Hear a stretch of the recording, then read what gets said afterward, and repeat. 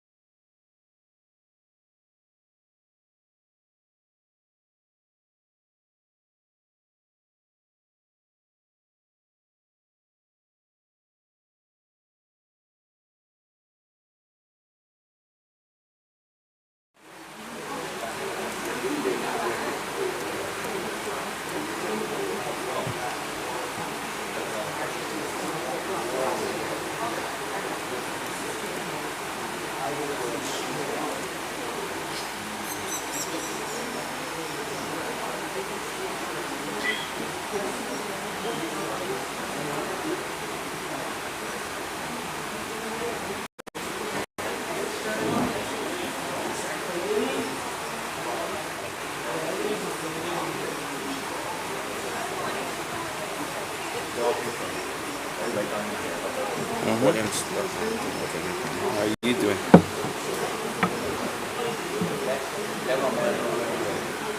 Okay. I mean, when are you ready? Or let them know. National anthem first. So you think national anthem? Word of prayer.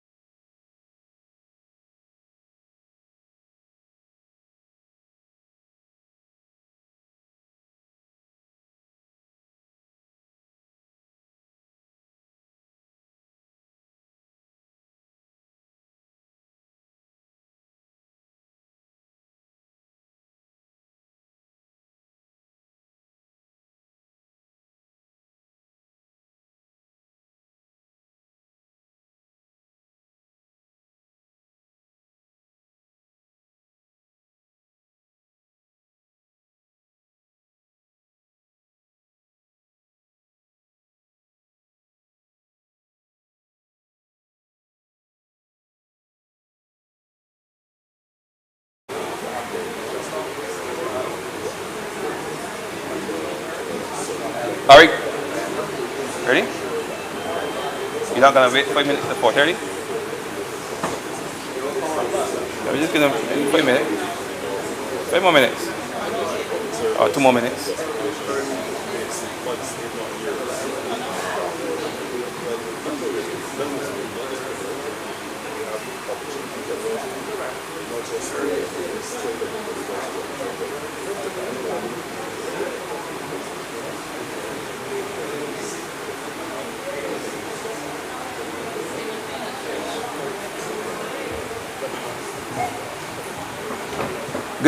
Good evening, everyone.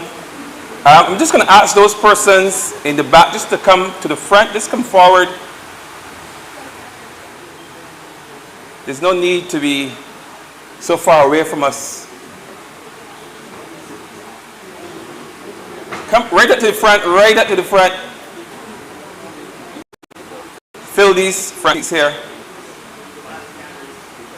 Okay.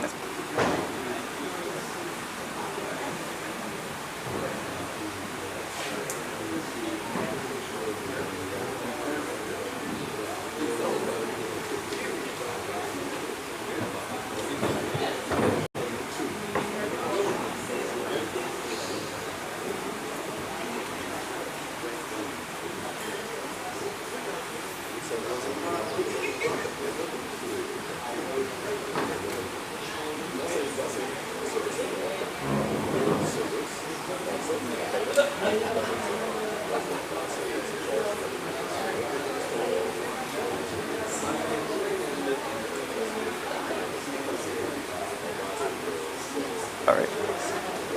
I will start now. All right.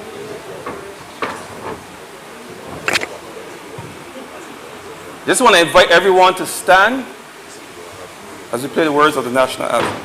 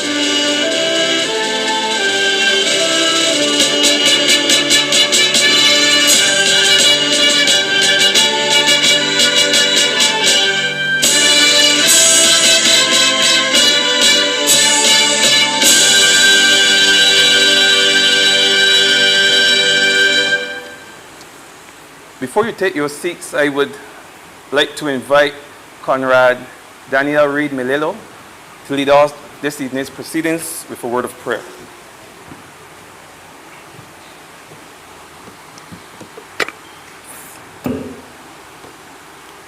Good evening, everyone. Let us pray. Heavenly Father, we come to you today asking for your guidance, wisdom, and support as we begin this meeting.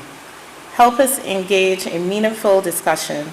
Allow us to grow closer as a group and nurture the bonds of community.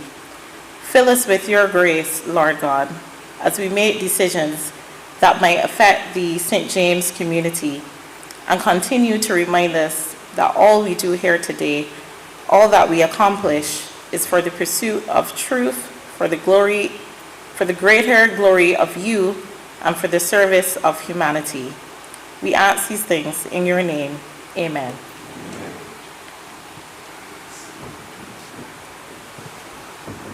Thank you.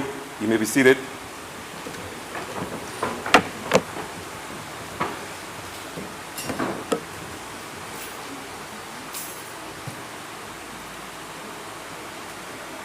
Good evening to all assembled. I want to first, I don't think it's too late to wish you all a Happy New Year. I also want to thank you all for coming here this evening for what will be our first report to the people. I'm glad to see persons in front of me having been through the last few years where many of the branch meetings, some were held virtually. And as we transition from that COVID period, we're now seeing and encouraging our people to come out and engage with us in a face-to-face manner. So I'm happy, I'm glad that all of you, I'm seeing persons from all constituencies. I see persons from the city of Bridgetown, I see some persons here from St. Andrews, St. James North, St. James South, and St. James Central. I'm happy that you all took the time out this evening to come and engage with your parliamentary representative. The purpose of this evening's meeting is to more or less have a dialogue with your representative on issues that are of concern, to get a gauge of the trajectory of the government, whether there are new policies that may impact the country as a whole or impact you as constituents of St. James. This meeting is formatted as a joint meeting because we believe that in St. James, some of the issues that impact north of St. James also impact central and south of St. James. And even a small chunk of my constituency is in St. James, and some of those issues that impact you guys along the coast also impact us. So we are all in this together.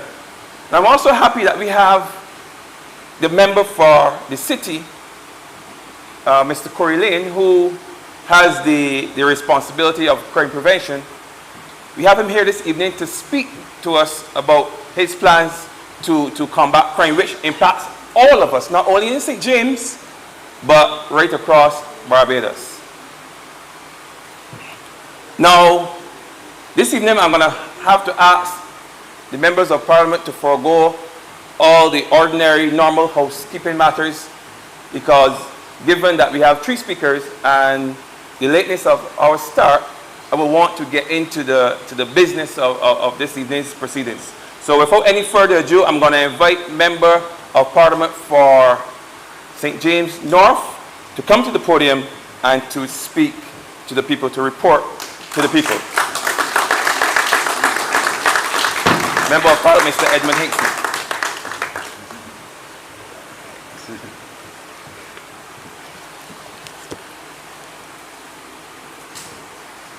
Good afternoon, comrades, and we're happy to be here, as Romeo said, first branch meeting of the Barbados Labour Party for the year 2023, and even though many people in here have received personal greetings from me either by phone or WhatsApp, New Year greetings, I wish to use this forum to again give those such greetings. And of course we also have here neighbouring Member of Parliament, new Member of Parliament and Minister, Mr. Davison Ismail, Minister of Innovation, who is here, and I'm sure you'll probably get 1 or 2 other ministers and members of Parliament coming before the evening is out.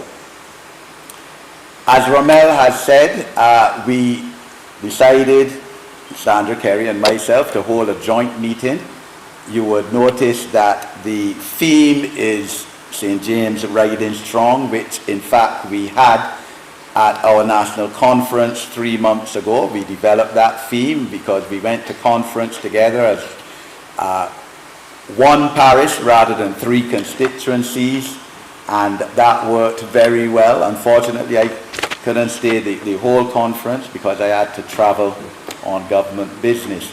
But we decided there and then that we will collaborate much more within the context of our constituencies as this year evolves. Because, as Ramel said, we have common interests, common challenges that our constituents confront on a daily basis. And Ramel, of course, even though he's Member of Parliament for St. Andrew, as I say, he is a part St. James MP, because I live in St. James and he is my parliamentary representative. So, and his strongest box is where I live, because I live in the Orange Hill box, Waterhall Terrace, St. Silas. In 1999, the Dems got 5 votes out of 408 to us in that box. So it's the St. James box that brings the BLP home many a time in St. Andrew. So he's part of a St. James MP too. So we are here in common interest today. But I'd first like to speak a bit on national issues, because we're reporting to you as we have to in the interest of transparency and accountability. And as we know, it is virtually exactly a year that we were elected as a government for the second time, 30 Love. So right now it stands at 61 Love and counting. And, you know, it's time to report. We would have had St. James speech, as you know, less than 3 months ago at Frederick Smith School. And even though we were in the midst of a flood that afternoon, still we had 130 people there. So it shows that St. James is indeed riding strong. So I'll speak a bit on national issues and then my constituency issues, and then speak a bit about my role in government, as you all know, as chairman of the National Advisory Committee on Disabilities, and what we're doing in that regard. So a year has gone since we were re-elected as government, and we continue to make great strides in terms of transforming the society and economy as we have to. Because what worked in the past for us can no longer work fully in the future. In the third decade of the 21st century, as life continues, the world has changed, the globe has changed tremendously. And therefore, issues such as our educational system, which we prided ourselves on for so long as being premier in terms of certainly the Caribbean, has to be reformed and changed. Not only the replacement of the 11+ exam, the common entrance exam, but a whole transformation of our educational system, because we can't continue having more than 50% of children at age 16, 17, even 18 graduating from secondary school without any certification. That can't continue, because everyone has to be included in this society as we develop. And therefore, as we know, the Ministry of Education is in the midst of finalizing. I believe I last heard that it was on the Prime Minister's desk. I don't think discussions have reached Cabinet yet in terms of educational reform, because we can't only concentrate on the academics as well. We also have to cater for those who may not be as academically inclined, but are skilled in terms of technology. And that's where people like Davison and his ministry come in as well, the innovation part, and who are able, therefore, by developing their skills to still sustain themselves as individuals, as adults, and not be dependent on government, or even be dependent on government for a job, because government can't employ everybody. Right now, I believe government employs, about 28,000 people, maybe even close to 30,000, because as you know, we took on about 4,000 people during COVID as school monitors and COVID monitors and cleaning up the SNCC, and the vast majority of those are still employed because we haven't laid off anybody from those times. But what we're trying to do is reform system, give some of these individuals the skills that they can go out there and be their own entrepreneurs or be able to get a job in the private sector, and that has to be the case. But in addition to that, we have to reform our educational system in terms of giving our youth greater capacity to think critically and to teamwork and to reason those kind of fundamental issues, to problem solve, so that when somebody inadvertently in a crowded area steps on your foot, for instance, your toes, you don't want to pull out a knife and fight and tell them things about the self or the mother that they never hear about yet. We have to have a more reasoned and rational people as we strive to be the best that we can be, to be the excellence of Barbadiana that we must be in this challenging global environment. So that's key and important.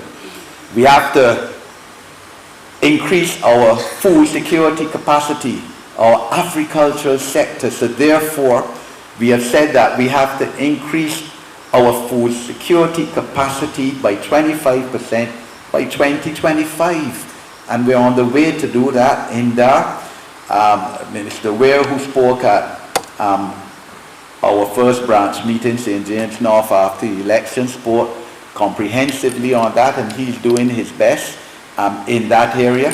And even the alliances that we have cultivated with Guyana, the Republic of Guyana, to increase our capacity, and other CARICOM countries, Trinidad, is key in this area. And this is a vast difference, as both Kerry and Sandra would tell you. People who have members of parliament who have ministerial responsibility for foreign affairs and foreign trade. This is key, because CARICOM, we have to have greater functional cooperation between ourselves. We're all in the same boat together.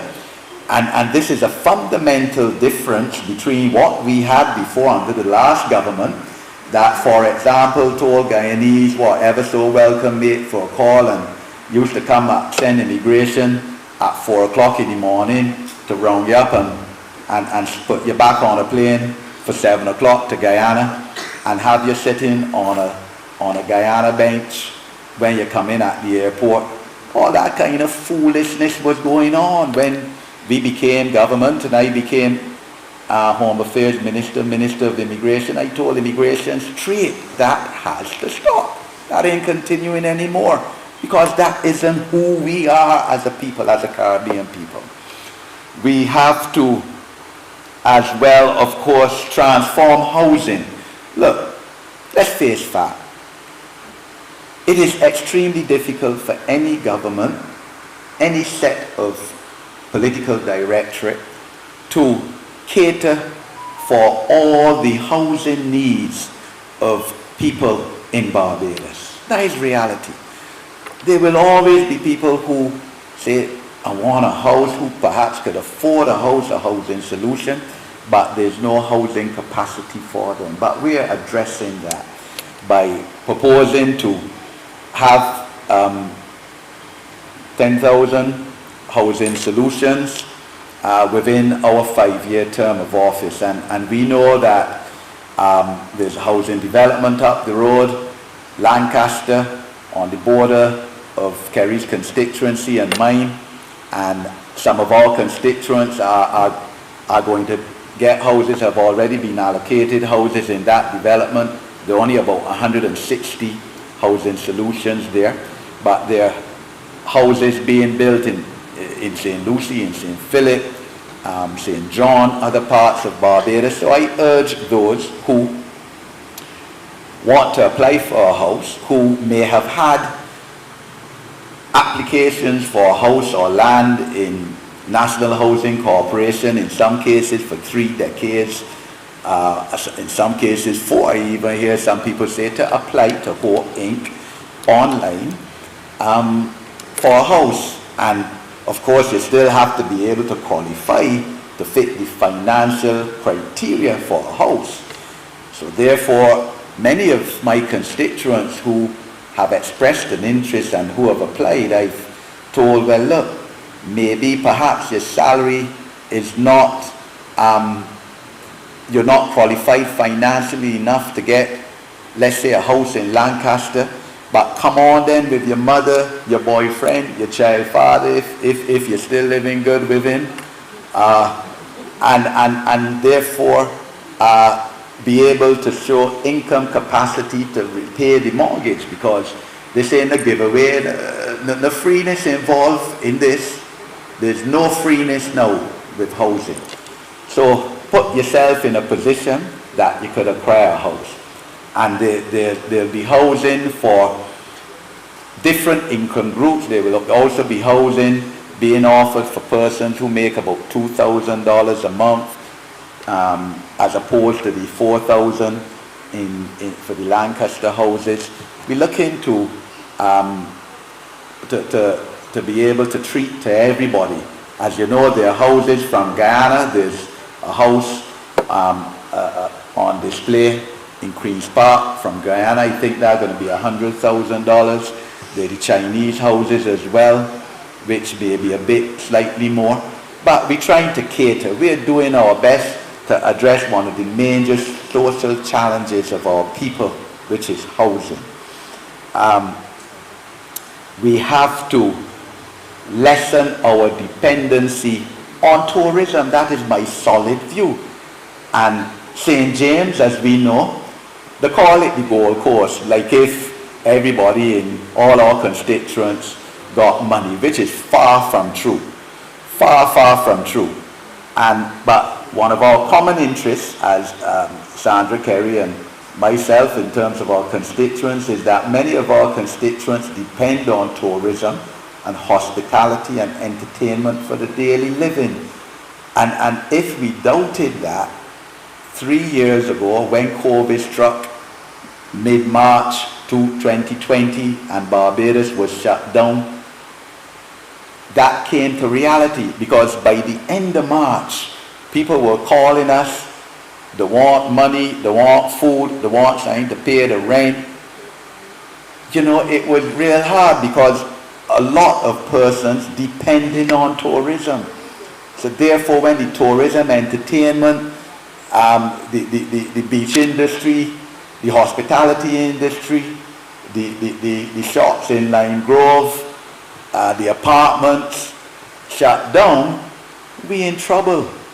It was horrendous, and it's not something that I would want to live through again as a member of Parliament or as a Barbadian or otherwise. But we have to make ourselves less dependent on tourism. Again, now the tourists back. And believe you me, you go on Thunder Bay now, or Lone Star Beach where I was last week Sunday this time, and everybody doing real good. Chairs rent out, tables, drink selling, coconut water, hair being braided. In fact, when I leave here, I might go in Thunder Bay and have some drinks. Thriving right now, thriving. And I think out by you, Kerry, Fitz Village, other parts, Old Town, doing well. The fellas got money, the women got money, but they have to now get the capacity to save and not live from income to income and save for a rainy day. That is what it is. So we have to lessen our dependency on this industry, which is good, it's great, has done us well. And taxi men now gain an increased which I totally agree with. The men wait 15 years, wait this, that, they must wait another 3 months now. Well, that is foolishness of the highest order. But they're small black people, so they must scrun. But we have opportunities now to use renewable energy. That is the way to go. And digital technologies, which Ismail is dealing with, and Sandra as well, to make us a more prosperous country, more resilient. and more sustainable in this world as a small island country. We have to prioritize parental education as part of educational reform too. That is key. Help parents get the skills to be able to deal with their children. Well, I have 2 children, both adults now, thank God. But being a parent is one of the hardest things in life, whether I be true. You don't read it in a book, right? So in fact, I must tell you, I joined Parados 2 weeks ago. I had said that I would wait until I finished my elective career to join when I had more time Parados, but I said no, I don't have the time put down. And I joined Parados 2 weeks ago because I recognize that I may have some experience and skills, not only as a parent, but obviously as an MP and as a community practitioner to help in that area as well. In terms of our legislative agenda, my constituency water reuse bill has been laid in Parliament and hopefully should be debated soon, because we have to address the issue of the Zone 1, which takes up a lot of St. James. There's some St. James North, certainly there's some St. James North people here who live in Zone 1 areas. So unless your house was built before 1974, the structure on the land, you can't get indoor toilet facilities. And we have pledged to eliminate pit toilets from this country by 2030. That was our pledge in 2018. So we have to address the issue of Zone 1, rationalizing that, taking some areas in an era where we have new technology out of Zone 1 and the prohibition of getting inborn water facilities in places such as Aston Hall and the Wim and Rockdunder. That is key. So I look forward to debating that during the course of this year. We have to get child justice and child protection legislation on our statute books. Very important. The 2 ministers involved, Ministers Abrams and Humphrey, tell us that they'll be soon before Parliament, and I look forward to that, because we have to create a better deal for our children, because that's where it starts. We have the Integrity in Public Life Act, which I got an assurance from the Attorney General last weekend when I messaged about it, that should soon be before Cabinet again. Said that the paper is finished, to go back then before Parliament, because we need that. We don't need anybody saying that any of us thief or thiefing or corrupt. Let's have this integrity legislation to define us as public officers, and I have absolutely no problem with it whatsoever. We already have the Prevention of Corruption Act passed in Parliament two years ago, bringing in new legislation after we had a 90-year-old act that the former Prime Minister of Barbados, Fondue Stewart, said was good enough for Barbados. But that was symptomatic of his thinking. But we need your help. We also, of course, reforming the welfare system, but I'll speak about that when I speak about disabilities. But we need your help as a people to join with us and assist us in moving Barbados forward. 30 people in Parliament, elected members, can't do it alone. We need everyone to be on board. And quite honestly, we're the only game in town, because the other party, as I said, they're at Love 61 now. I don't know what they're doing. They're not even an effective pressure group, far less a political party. They were once a great party. I've been around politics long, because my dad, as I have often said, there was no stronger BLP in this country than my father. It might have been as strong, but not strongest. I've been following politics from the 1971 election. And 1986 under the Democratic Labour Party, that was a strong party, a great party, a party of strength. But right now they're not even an effective pressure group within the language of political science. We include them, of course we include them, we consult with them. We still got 25% of those who voted, so we're not going to ignore them. So for example, I reached out to them, and when my disabilities committee met with, and we met with all the interest groups, when that legislation is before Parliament, Rights of Persons with Disabilities Bill, there's no one who in their right mind could say they haven't been consulted or they're not aware of the content of this legislation. Because up to last week, we had meetings as well with various interest groups. This week, meeting again with the business sector, private sector, for the second time, Manufacturing Association, tourism, people, organizations that employ people in Barbados and represent companies that employ more than 50 people. So we had meetings with the DLP and brought them on board, and because a disability doesn't say, boy, I give in this person a disability tomorrow because he's a den. I'm not giving that one because he's a B. Everybody involved in this. We meet. I think the Constitutional Reform Commission met with them last week at the LP headquarters. I know they're involved in the NIS. They're invited to many of the social partnership meetings as well.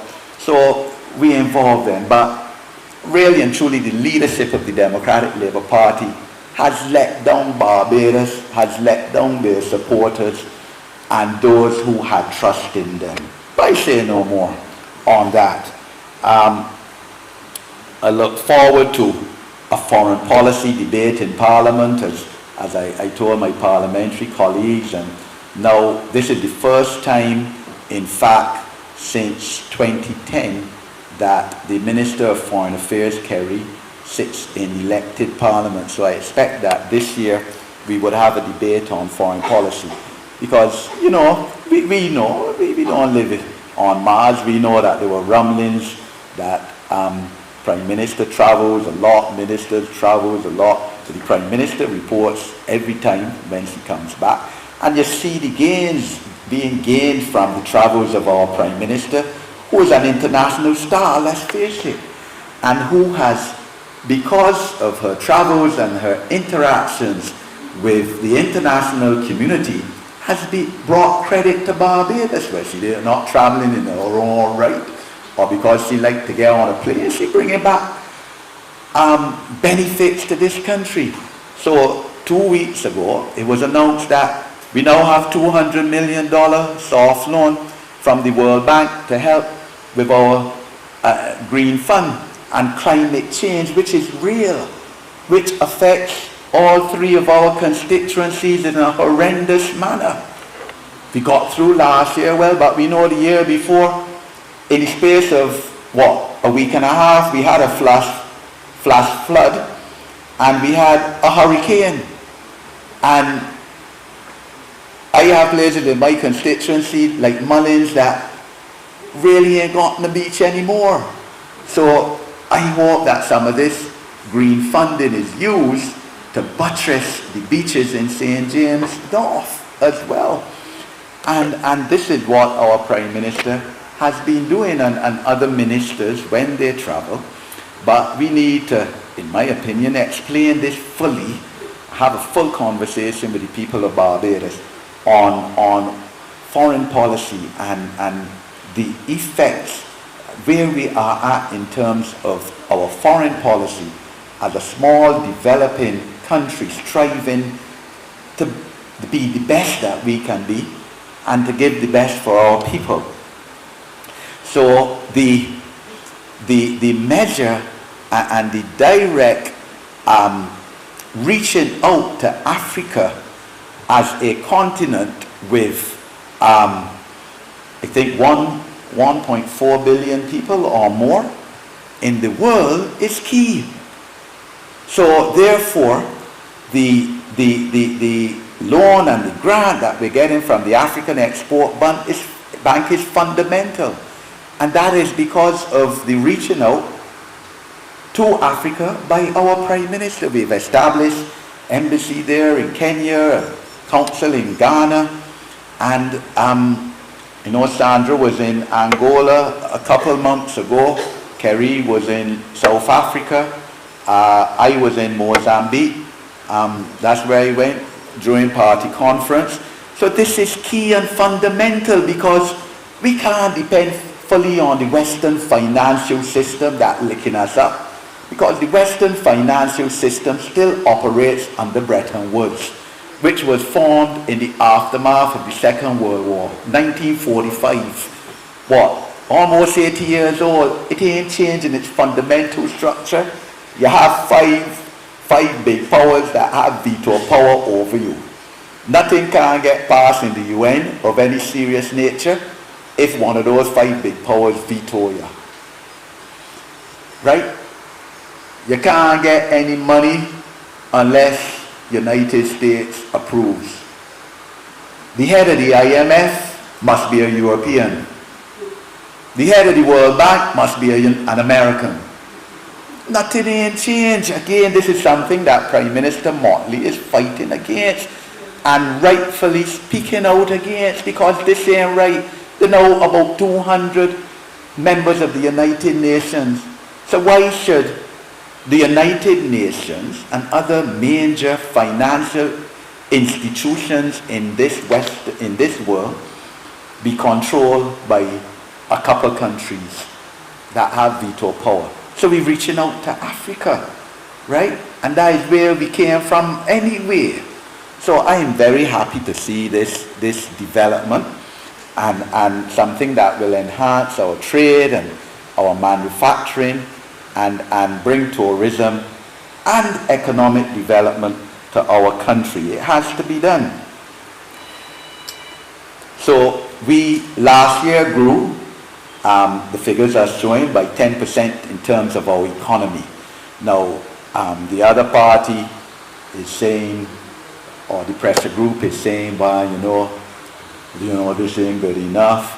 In the 5 years BLP has been in office, the economy grew 1.6%. Economy grew 1.6%. I haven't worked it out, but if that is so, it grew 10% last year. In 5 years, when half of that time we were under COVID. But do they understand the effects of COVID on this country, on this society, on this economy? Where some months you only had 1,000 people coming to Barbados on a plane. That our tourism, which is our major industry, went down 95%, 97% in some instances. But yet we had to sustain people by giving them welfare, increasing the welfare budget, giving them a $600 mitigation allowance every month. And Corey, at that time, of course, was head of that. Corey and I used to talk about 1 o'clock in the night, many an occasion, because Corey, like me, he don't sleep. About getting $600 for people. And then we had to employ, like I said, 4,000 more people on the government books.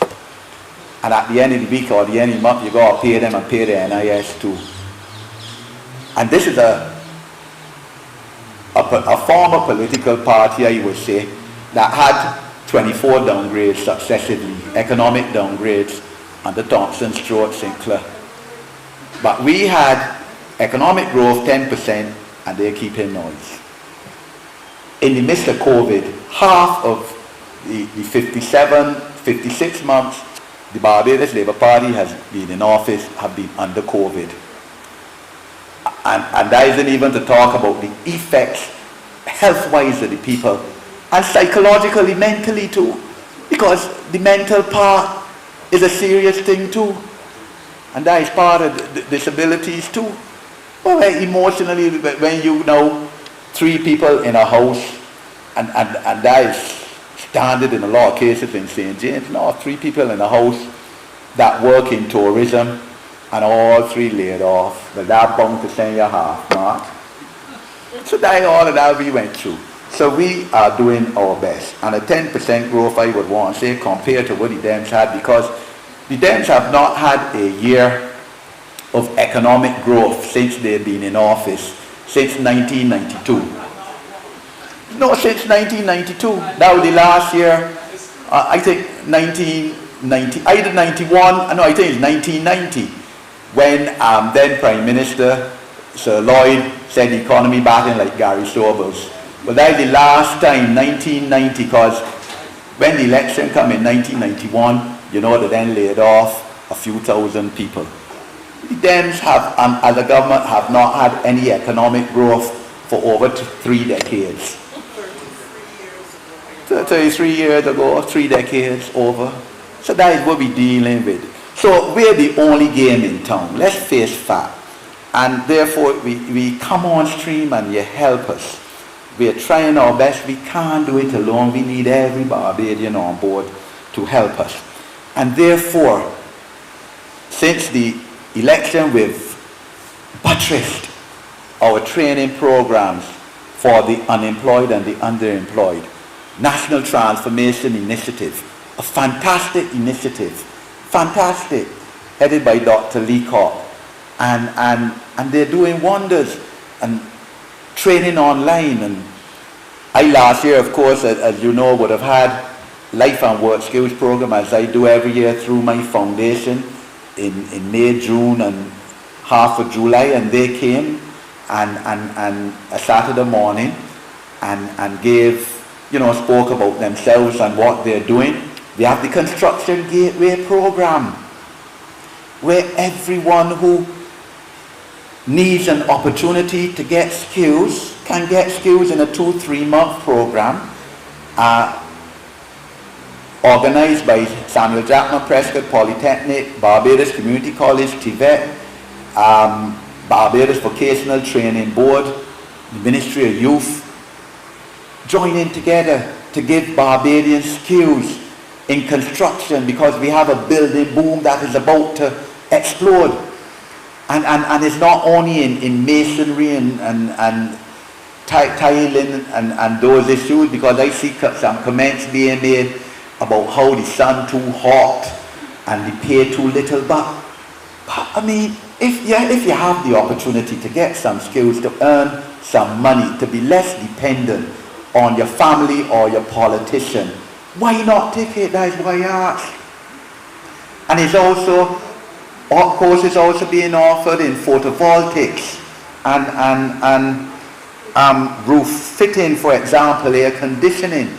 All of this to gain skills and to increase the interdependence of our people as we move forward. And that has to be the case, and this is what government is offering, something like a third chance to our citizens after the free secondary education, and after we put back on free at source tertiary education at the university down the road here and at BCC.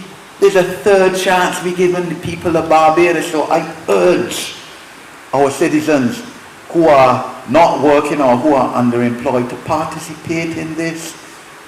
Participate. This is what we are doing for you, but you have to come on board. We can't force you to do it, but it's an opportunity for you.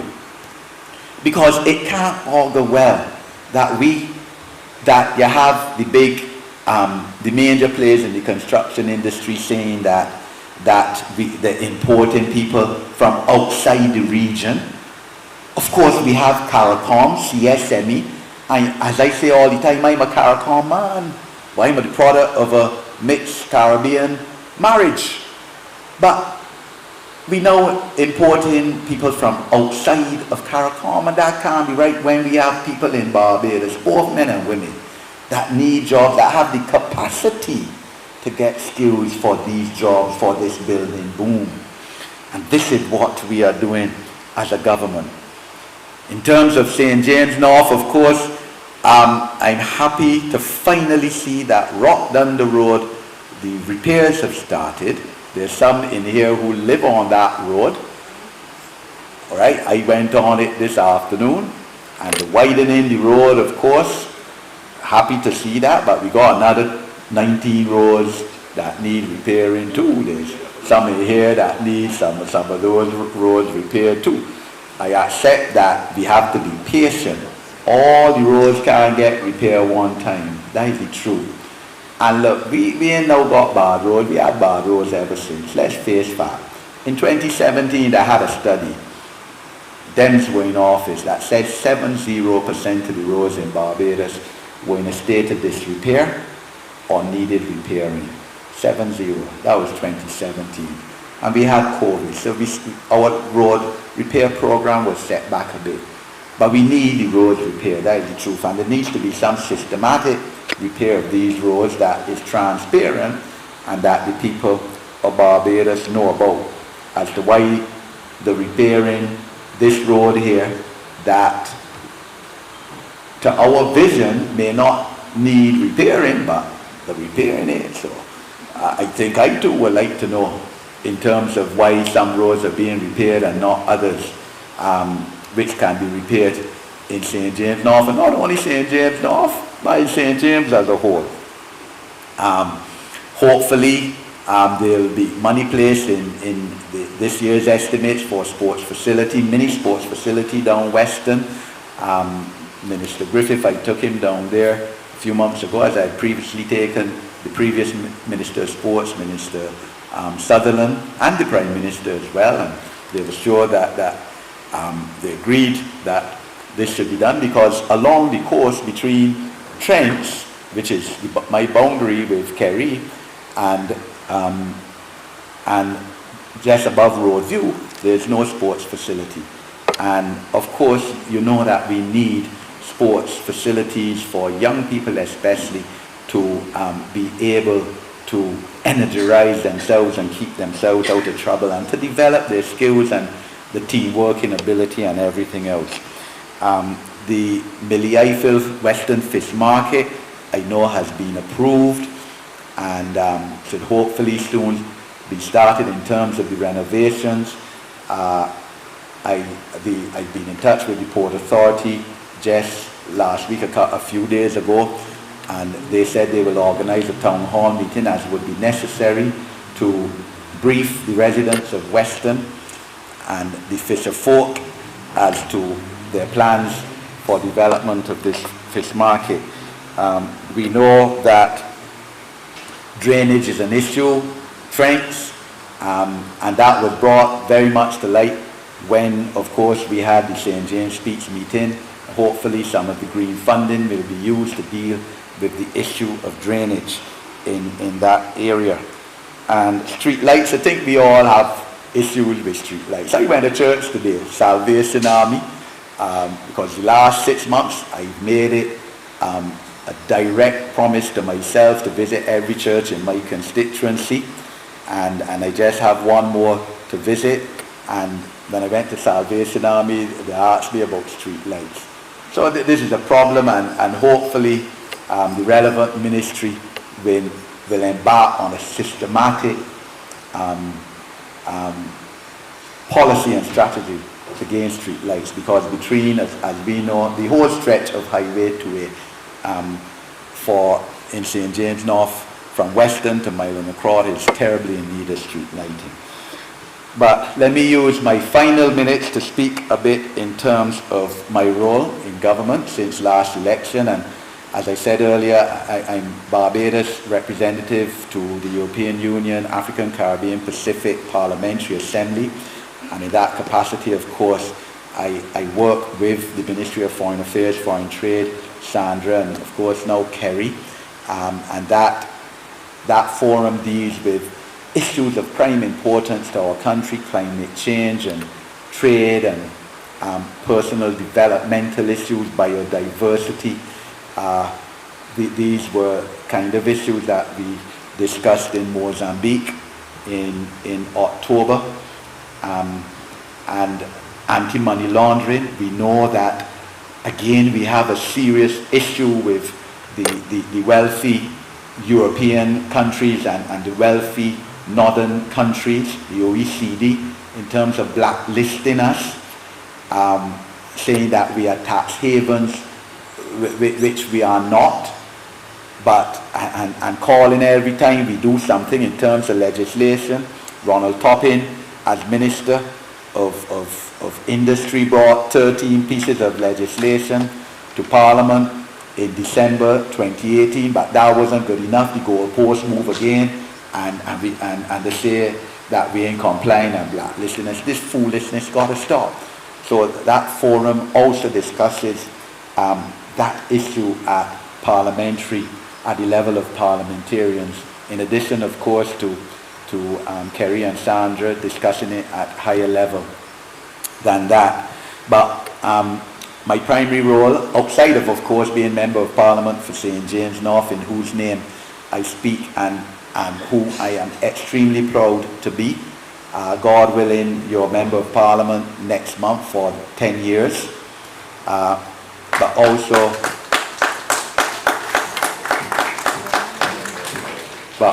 Chairman of the National Advisory Committee to establish a commission on persons with disabilities. And I don't think anyone in their sane mind would disagree that we need to treat people with disabilities in a more humane manner in this country. And part of that means institutionally and legislatively, we have to make life better for them. It can't be that 90% of people with disabilities of working age, adult population, are unemployed or are not self-employed, when on average, the national average of unemployment is 9%. So your chances of not being able to get a job or not being self-employed are 10 times greater if you're blind or you're immobile. And that can't be right. Something fundamentally tells you that that is wrong. And therefore, as I said, we already have a draft Rights of Persons with Disabilities bill. And we're getting the national policy finalized. It should be submitted to us by Professor Drain Devonish, who has been retained to write it, with input from us, from the committee, by the end of the month. We delivered a report in good time, because we were given a 6-month mandate by Cabinet to deliver a report, to get a draft bill, and to devise national policy. So we have a report.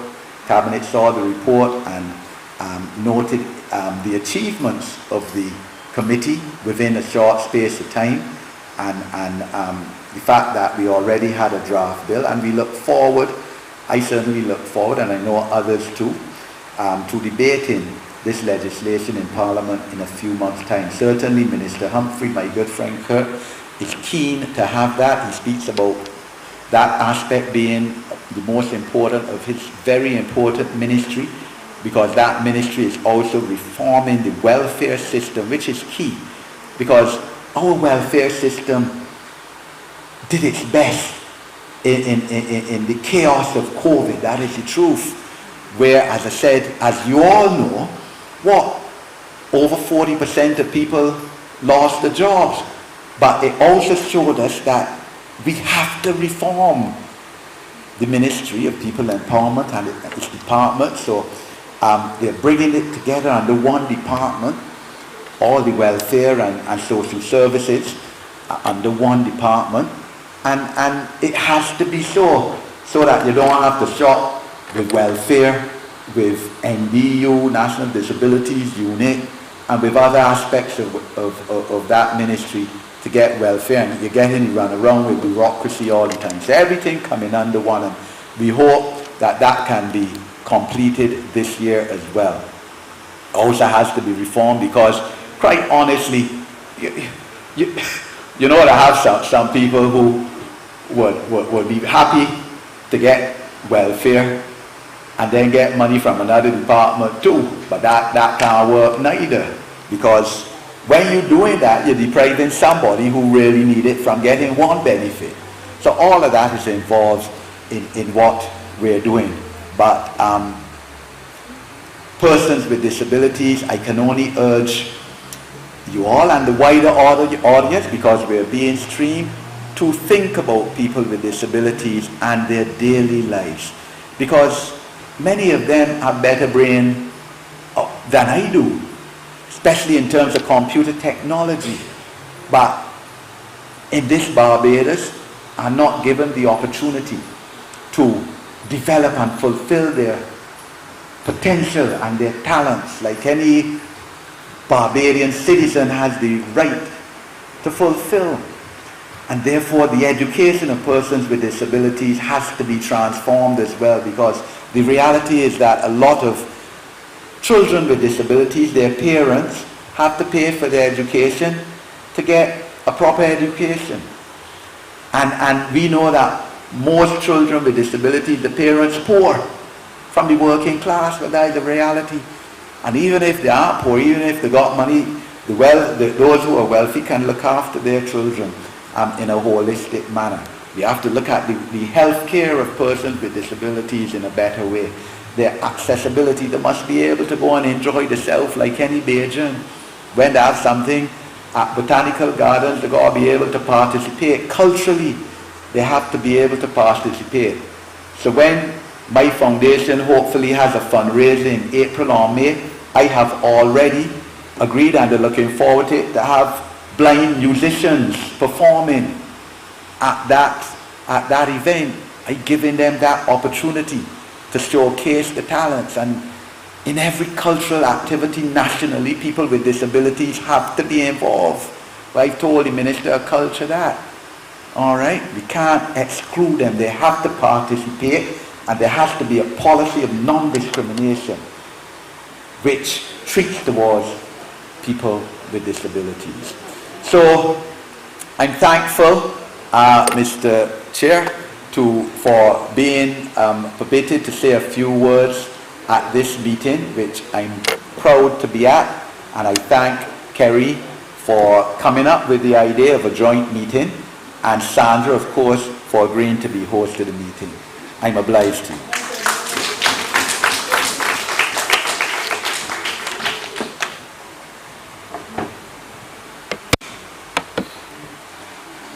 Member of Parliament for St. James North, Mr. Edmund Hickson. Thank you very much, sir, for your very comprehensive report. At this time, I would like to invite to the podium a young man who is no stranger to any of us. Mr. Corey Lane, Member of Parliament for the city, has been a social activist for many years and has been an advocate for poverty alleviation. Recently, he was a special advisor to the Prime Minister on poverty alleviation and the Sustainable Development Goals. Today, as Minister of State in the Office of the Attorney General, he's tasked with the responsibility of eradicating crime from our shores. And this evening, he's here to give a report to the people of St. James on the progress of that particular program. Ladies and gentlemen, please join me in welcoming to the podium my good friend, Mr. Corey Lane, his brother. Friends, colleagues, comrades, constituents, good evening.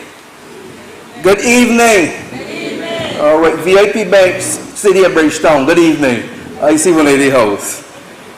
First of all, let me start this presentation by thanking my illustrious friends, 3 hard-working MPs from the constituency of St. James Total. Let's give a round of applause for them. Hard-working, we take it for granted.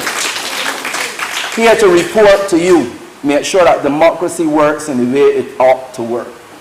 I really want to thank them, because to have 3 political giants to ask me to guest speak at their report, I feel very honored and privileged to be able to do so. And I always like the opportunity when I can come and press flesh with you, the constituents, the important part of this whole journey, of this process that we call democracy. So as the chairman said, Chairman Springer said, what I'm here to do really is to report to you on the progress of the National Crime Prevention Plan. And that is what I am here to do. And with no further ado, this has not become old yet. Let me get down to brass tacks. Yes, let me go. Now, I want to take you back first thing about 25 years ago, when I had the potential to be one of these young and restless persons that you see in our society today. And although that was 25 years ago, when I was 15 years old, I still understand, feel, and am very much connected with those emotions that I had, those feelings that I had. I was looking at my bed in my familiar home just the other day when I visited my younger brother who lives there now. And on that bed still has some scratch outs that I made as a 13, 14-year-old. I hate this house. I can run away. It's still scratched in the mahogany. The lashes have worn off my tail, but the marks are still there. And they're reminding me of that rebellious time that many of us have as teenagers, but we tend to forget or try to bury as we become adults. Now, the reason that I touched on that is because one of the cohorts, one of the main cohorts that I have to work with, that I have to plan, that I have to understand, is that teenage cohort. And we as adults and we as parents, we have an advantage. All of us were children. All of us are adults. They are only children. So we have the advantage. And a lot of the times, we do not use that advantage. We speak as though we were born big. We forget the emotions. We forget the tricks. We forget the little lies that we told back then. But if we can rest there and start here for this presentation, I want to basically take you back. Before I get into the exact meat of the National Crime Prevention Plan, the NCPP, which I like to call all the time, because sometimes in the political system, when we seek to politicize crime, we would think that it is the CLPP, the Correlation Prevention Plan. But I am quick to remind Barbados every step of this way that this is not the CLPP, was never, will never be. It is the National Crime Prevention Plan. And why do I say so? Why do I put emphasis on that? Because we have to be united in order for this to be effective. Just the other day, I saw what some would term a political nincompoop from a pressure group. In a part, it's a pressure group, as my colleague from St. George North just said. St. James North, sorry, making sure that when I learn. Talking about, the things is, when I hear people talking about the plan, my ears is pricked. Not to get defensive, I would like constructive criticism every step of the way so that we have the best plan for Barbados. But what is disappointing me is that you get in these mamby-pamby, counterfactual, powder puff narratives coming all the time. We're paying money for things. The boy paying the money, the boy talking about paying money. We're trying to emulate Trump, just pulling things out of the air. Talking about information shared. Now, I can understand a man who was born in 1943 talking about security in the way he did. Because when I heard him talking about this plan, I got a knock at my door. I opened the door, it was 1960, man. They wanted back their crime prevention approach. Because that is the approach you had to crime prevention back then. Where you as citizens were not entitled to know anything about what is going on. Now, there's a part of that that still exists. When it comes to national security, there are specifics that will not be shared with you. But generally speaking, you as citizens have the right, the democratic right to know what is being done on your behalf within limits and scope of national security. And that is what we intend to do, to bring that integrity to you, that accountability to you, at every step of the way. So now that we lay the foundation with the point that we need unity on this, and we get to clear up some of the myths, I can lay some more foundations to tell you that not only 25 years ago, as an at-risk youth myself, a vulnerable youth myself, but 21 years ago, getting the opportunity to work at the National HIV/AIDS Commission, to work with Live Up and learn about behavior change. It was sex then, it is crime now, very similar behavior change, fighting urges, working in the prison, doing rehabilitation work. I feel as though it was born for a time like this, where we could put all of these aspects of 25 years of work to serve the nation together with you. What I would like to say about where we are today also is that it is extremely collaborative. It is about cooperation. It is about every citizen and hence national. Why do I say so? The first thing I did on the instructions of the Prime Minister was to look at some documents prepared. The National Draft Plan on Peace, Justice and Security, commissioned by Attorney General Mia Mottley in 2004. And at first, when I was invited to look at this document, I saw this old outdated thing I got to look at now. Oh, I want 122 pages to hurt my eyes and hurt my head. But after I went through that document page by page, I was impressed at the visionary nature of the document. It was almost like the authors of the documents time traveled to where we are now, wrote the document and time travel backward. It talks about online learning and all of these things. So again, I'm very impressed. But why I mention that document is because that document would have been heavily collaborated on and had consultation of the people. So we start already with consultation from the people. The next document is the report on law and order by Sir Roy Marshall. Again, heavily collaborative, lots of consultation. Then I started to look at research papers from the Criminal Justice Research and Planning Unit, crime in Barbados up to 2020, homicides up to 2018, the nature of gun crime, the nature of gangs, at-risk communities from Professor Devenish, and the list goes on and on. Work from Bradley Niles, work from Mark Comrade on recidivism, Trevor Prescott, a wide range of research from 1970 to now. And then you know what topped it off? My big blue book. A big blue book I had for the years I was on brass stats, writing out what was important to me then and still important to me now, which are solutions. A lot of time when we have a lot of public discourse, we get into a lot of not so constructive criticism. But through that, I like to put it through the sieve. And even in the sieve must be possible solutions, workable solutions. That's why I love. So I put that there now inside there as well. And then, to top it all off, the icing on the cake was you, the people. The hundreds of you that messaged me with all the recommendations, all the interventions, all the possible things that you would like to see. Just as I walk through the door and people come to me and they brought comments that help strengthen the plan. What it is, the gentleman said we need to focus on parenting. Make sure parenting is in there heavy. Parenting is a must.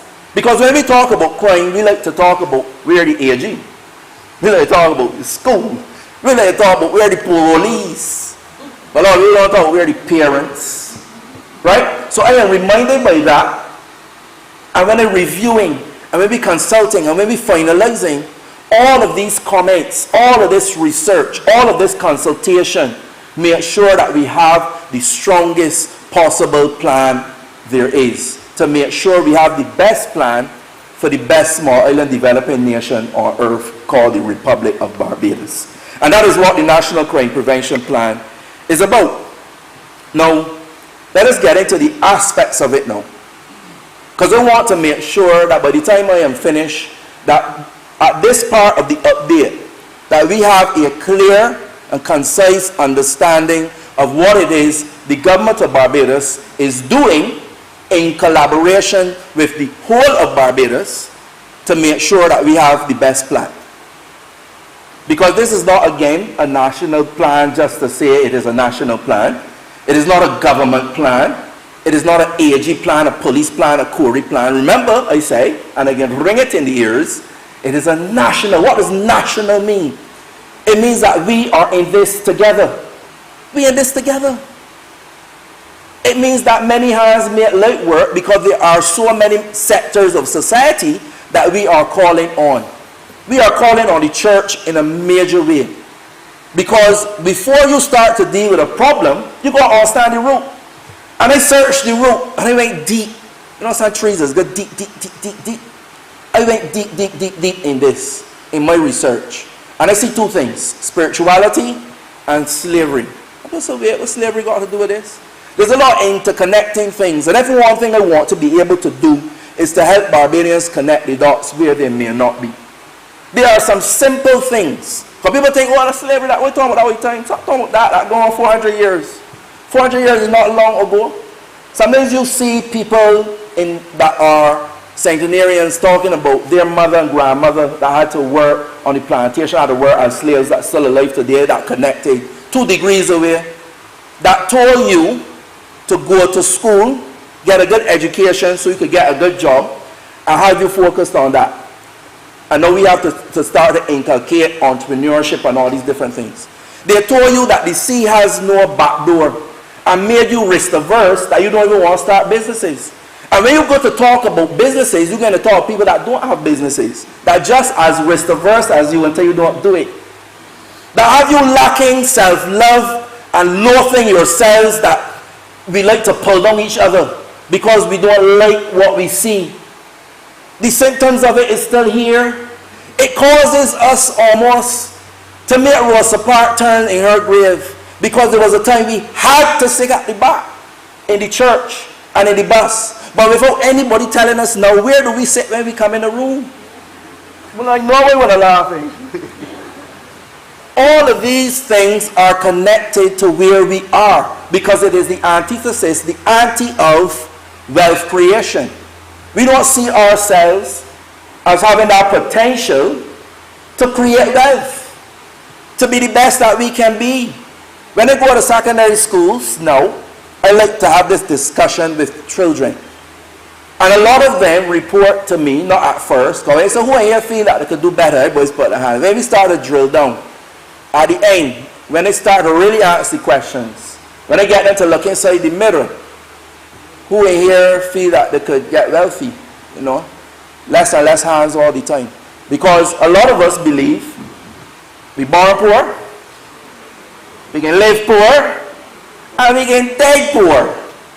And when you have that type of mentality, you live a very poor life in all aspects. All of these things are connected. And that is why I believe that when we address the symptoms, we have to address the cause.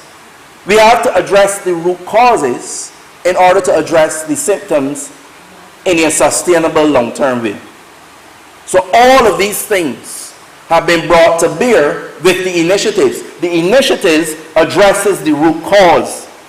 The initiatives address the root cause in order to get that long-term sustainable behavior change that we need. Because behaviors dictate cultures. When we can change behaviors, then we can change cultures. Now this was done to us over a period of 400 years. So do not ask Corey to undo it in 4 days. A good, but I ain't that good. So when I hear people saying, oh, he had been appointed, but they still got crying. Come on, man. I want a refund for the education, man. Bring a refund, man. Precious boot. My friend Eddie talk about. Huh? So, again, what we did when we started, when I say we, in consultation with many persons we're working on, building out a project unit, have some person, Akil Daly is one person coming on the project unit. We're starting to build out that project unit. But we're in consultation with all these special interest groups. We met with the Police Complaints Authority, the Customs, the police, the Expungement Board, many of the schools and principals and parent-teacher associations, So a lot of special interest groups. Then we're doing national consultation. We want to bring the plan and let me rip it to pieces and put it right back together in the best way that we can. Right? The first thing we wanted to start with, is a mixture of what I spoke about. That's spirituality and addressing the things that were done to us. And we came up with live wise. Live wise. Why live wise? When we look back at Barbados yesteryear, we realized that a lot of the elders in the society, they had the top education, but they had wisdom. They had wisdom. A lot of the old sayings, say them in what I had now, it still makes sense today. A lot of the old sayings that we had, they had wisdom. Wisdom from the Proverbs, wisdom from the Psalms, wisdom from the old Barbadian saying. And what we have done is to make sure that is the nucleus of the plan. So we got that faith-based spiritual grounding before we go any further. It is not just tokenism, because I would like to say, we got that covered. We're covering the churches. We got to go back to church. Back to how it was. But you got to do it. It is a verb. It is not a noun. It is a verb. You have to do it. How do we do it? So we have something called staging and saging, where we go to the elders in the community and consult them also on the initiatives. I'll give you an example. There's something called value coaching. If any of you all have ever been involved in sports, you will understand the sort of influence a coach has on his or her players. But we have a lot of sports men out there, we have a lot of coaches that focus a lot just on the game. But what we're asking coaches to do now is to also be life coaches as well, to help the parents, to help the teachers, because it takes a village. So we're going back to the village through the initiatives, not through talk, because we're addressing the issues. You see how we're connecting the dots here? Y'all still with me, right? Connecting the dots going down the road. So instead of saying, okay, we just got something called value coaching, and then say, okay, coaches, we want you to be good. We wanted to understand that they are modeling a role, hence being role models, and the sages, which are elderly persons, are putting the wisdom in the courses for the value coaching, and that is just one example. So it is in there. So that's an indirect initiatives, and indirect initiative, and also direct initiatives where they are actually going to be working with young people and making videos for the entire society. A lot of those older people who hold wisdom beyond measure that we will never find on Google. But it is our responsibility to capture it and to capture it now. Every time we celebrate a centenarian, understand that we're celebrating serious wisdom. And every time we lose one of them, understand that we lose it for life. There are a lot of them walking around with serious wisdom up here, and we have a responsibility to document it. So I want to go on beyond live up now and live wise. We have three major pillars: prevention, rehabilitation, enforcement. And I can break down some numbers for you to give you a sense of where the priorities are. Rehabilitation carries 13 initiatives. 13. Mostly going to be proposed at the Ministry of Home Affairs in terms of our prison system, in terms of where we should go and how we should go, and in the special interest groups that we've been talking to, the ex-inmates, the magistrates. They are saying to us, this would be more effective. We need to do that. I was calling for that for 30 years. I was calling for that for 20 years. What these initiatives do allowed us to now get into a position where we are recommending to them, let's do these things and work with them to get them done. One of the questions I hear is, why a dedicated and focused for crime? Why a dedicated and focused office for crime? I want to answer that in a more serious way. Two reasons I would give, two reasons of many. One is that if we don't understand yet what is the danger to crime in Barbados, on the micro, on the individual level, on the national level, I can tell you that it is serious. On the micro level, we used to live in a society up to recently that used to say, let them kill out one another. Hey, gangsters for you, let them kill out one another. But then a woman on her way to the bike shop, not involved. People on the ZR moving around, not involved. People at Sheridan Center shopping, not involved. People that crop over dancing, not involved. So we understand now that when the young and restless gets really young and restless, that it becomes all of us, and we are in this together. But even on a bigger level, because we see the society change over time. You know, people put little burglar bars, keep out the burglars. Burglar bars don't keep out bullets. So we in this together. But at the national level, what are our 3 biggest industries? Let me start. Tourism. Somebody said tourism. Well, you're right. Tourism. You got foreign direct investment. You got offshore business. What? The common thing, all 3 of these, it depends on reputation. Reputation. Reputation can make you or break you in relation to these things. Now, the other thing that concerns me, I've been doing my research, and I do my research by region. So, let's see what's going on in the Caribbean, see what's going on in the other parts of the world. And we have a little conundrum. Barbados is a relatively safe place. I should probably start with that. Would the media carry that part? I hope so. Because when you look at the statistics, the crime statistics, you recognize, and this is something, again, when I tell you we go back to slavery, a lot of the developed world, they carry statistics anywhere between little under 1% to 5% per 100,000. Because we're going population. Little 0.8% to 5%. That's the average. When you get into Africa, Latin America, and the Caribbean, which have a very similar history in certain parts, you're looking at 10 to 46 persons per 100,000. Barbados is at the lower end of that at 14%. We are low to moderate. The other day I tell people I don't want to share it with you because I feel like, oh, y'all, my friends are here. I was watching a documentary in Barbados. I was looking at the safest place in the world, documentary in the Caribbean, and my heart beating. Because I thought which one's safe and which one's safe, right? And I see them start at 10. Haiti. I said, yeah, Haiti very low. But because the population large, and you're looking at ratio, they start on, they make St. Vincent, St. Lucia, St. Kitts, and my heart beating more now. They get top 3 in here, Barbados, yeah, it's a cheese, dog, brothers. I wouldn't like any of my Caribbean brothers and sisters to be on the list. But I don't want to be in the top 3 either. So they make 3, 2, 1, Trinidad, Jamaica, no Barbados is on the list. Barbados not even in the top 10. So people here say, oh Lord, okay, no, I would like it at 0, but understand and appreciate it is moderate to low.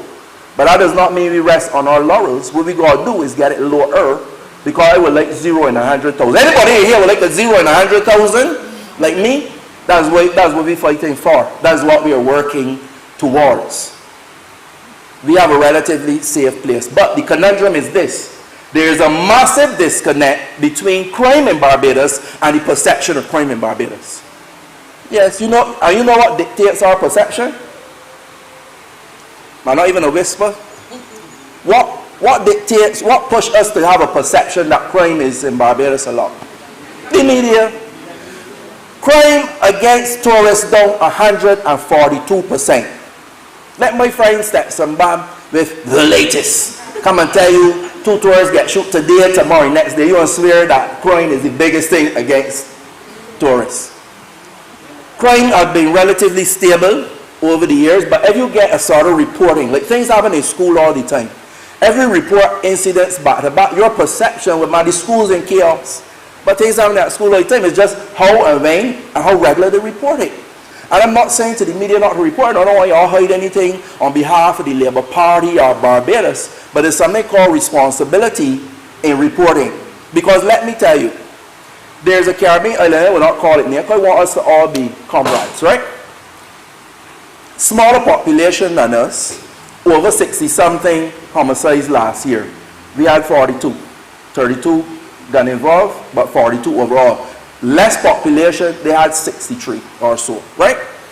Now, their media down there trying to understand that tourism is important. So they got lead stories like, big regatta next week.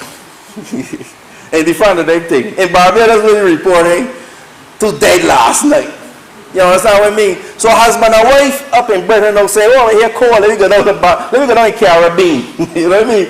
So to pick up 2 newspapers or go online, where you think they're going, man? Are we going to regatta? So they don't understand the responsibility in reporting. It's not that you're hiding. It's that you don't have to be in every lead story. Because in news, you know what's the first 3 letters in news? News. In news, new. And you gotta be new. Ain't new no more. We are banging the place. Anyhow, so 13 in rehabilitation. Next one is enforcement. Enforcement has 49. And that is because in order to prevent certain things, you have to have enforcement. A lot of y'all would like to see enforcement. People running through red lights. The people and the kites got your hubbub. They're burning the stuff. They're doing things, breaking the small laws, and there's no enforcement. So when you're breaking the small laws, you don't tell you to take a little paint, so your teeth are paint. So when you're a child, what happen? You get old, you become a bank robber, because you don't start as a bank robber overnight, you know. So we need enforcement. So the things are here that I'm calling for enforcement. But where the real meat of this really is at prevention, the social intervention. There are 87 recommended initiatives in relation to prevention. Now when you say, oh dear, well, that's a lot, Corey, you're doing too much. That's what they tell me. You're doing too many. But remember, we in this together. So let me break it down for you further so you can understand how this thing is laid out. Direct intervention program, part of prevention. An NGO can deal with that. Then dealing with street outreach, then dealing with youngsters that the boys want to deal with. Anybody here shooting or can get shoot? Anybody here want to deal with them? No. That's why we got the NGO. They're dealing with them. Right? The police can deal with them, but the NGO can deal with them in terms of prevention. Come guys, when they're doing foolishness, come and do this. Come and find something different to do. It's much more complex than that, but let me leave it at that for now, right? Good. There's the national initiatives, which really calling on adventurous, challenging, fun programs to capture young people. Innovative programs. You understand? Get them into something, because we're telling them, don't be bad, put down the guns, but you're going to put something in the hand. You're going to give them an alternative, and that's what the national initiatives are about. One of them is looking at, one of my favorites, is a national extreme games platform. See all these youngsters, when they see them with a bike in the air, so going around corners, and then when they can't get, I do that talent. So what we got to do is be able to take that talent, put them in a structured environment, get them some training, get them on ESPN and promote the country and bring some foreign exchange here, instead of how bugging the roads up and how bugging the place. Yes, man, I agree. That's just one initiative. And I'm telling you, we will see a change just with that one initiative alone. I am telling you. So they are community-based initiatives because the community must be engaged. That village, it takes a village mentality has to be returned. And we're returning it with community-based initiatives. And I can't forget family-based initiatives. One that I like is the family theme retreats, you know, on camps. You know, we don't have the camping in Barbados. We have a beautiful country. But unless you're in Scouts or Cadets, you don't know they're camping. But I would like families to come out, camp, talk, we do some counseling, we do some family interventions. Because a strong household, a strong family makes a strong community, and obviously a strong country. So that is one of the major ones as well. And then of course, there are 15 school-based initiatives. There are lots of things that need to happen in schools, and I'm happy to say that I had my preliminary conversations with my colleague, Minister McConney, and she is in love with them. And I can be in love with them, and I can work with her hand in hand to get these things implemented. Because the second reason that I believe that we have to have the dedicated and focus on this is because a lot of the times, and those who serve in cabinet can let you know, there are so many things coming at you, so many things that can become distracting. So that is why when I pick up these papers, I don't necessarily put all the blame, fair and square, gotta be, on all the past agents, because there's so many things coming at you at one time, and then there's so much request for resources that is very limiting, and it has to go far, and it has to spread. So I believe being able to be dedicated and focused on this, and as a person, as I like to call myself, Action Jackson, like to get it done. So working on this on a day-to-day basis, and one of my colleagues is going to be a little annoying, you may want to hear, don't block me, answer me, because they're coming. And with the limited resources, it allows me to be able to coordinate the collaboration that is needed. Many times already I've sat with multiple colleagues who have similar ideas, and I am saying, let's make it into one pool, one government, one Barbados, one way forward that we are going. So that is the other reason I believe we have to have this dedicated and focused turn towards crime prevention, so that we get the efficiency and the effectiveness and get it off of the paper. I came and found so many things in proposals. File 13 is extremely full and overflowing. During the play, I had to call medic, man. The skip's overflowing with proposals. But it now gives me the pride of my life to be able to be part of a team to get them off of the paper, to get them off of the computer screen and get them into homes and communities and national interventions. And that is what the crime prevention plan is and is about. For me, I think that as I close, I would like to end where I start by asking every Barbadian to sign up for Judy. I like to call it sign up. Come for your cape and your spandex, because we are all heroes in this fight. We cannot leave it to the Prime Minister. We cannot leave it to the Attorney General. We cannot leave it to Corey. We can't leave it to government police alone. We have to do this together. And I asking even the pressure group, the churches, the schools, the parents, I insist, the parents to join in this battle as we take Barbados back to the paradise that it was, that it is, and that it will be, as we make a better life for all of our people. Ladies and gentlemen, I thank you.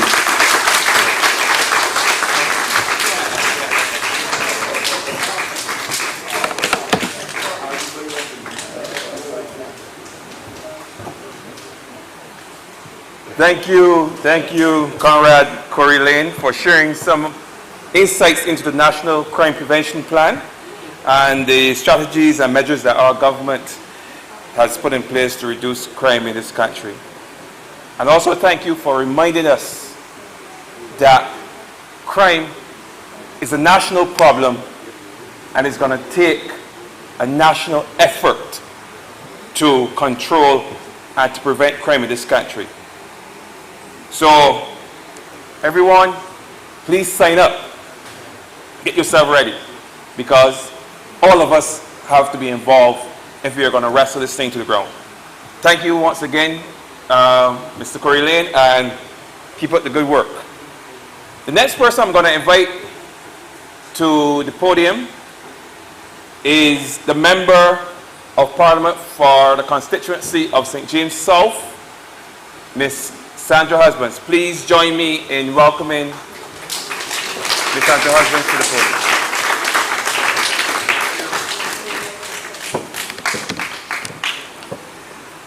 Thank you very much. Good evening and Happy New Year to all of St. James. Hello, let's go again. Happy New Year to all of St. James. Thank you.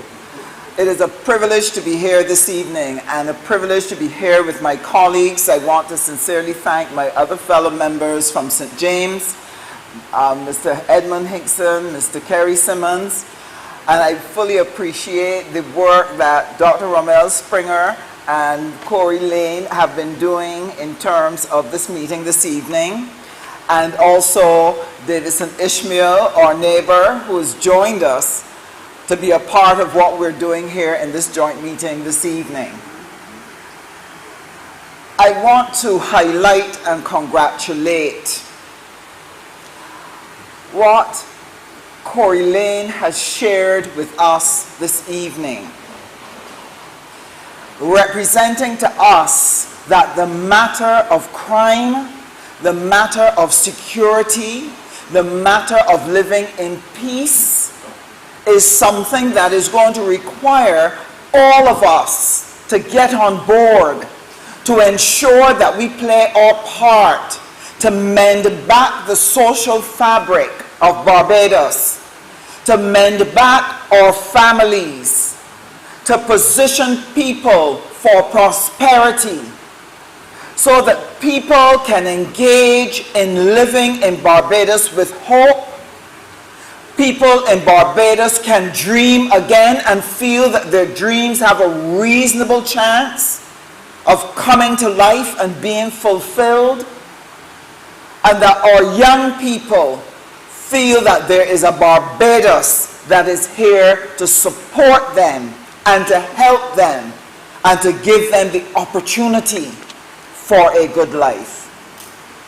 And that is why I came to office.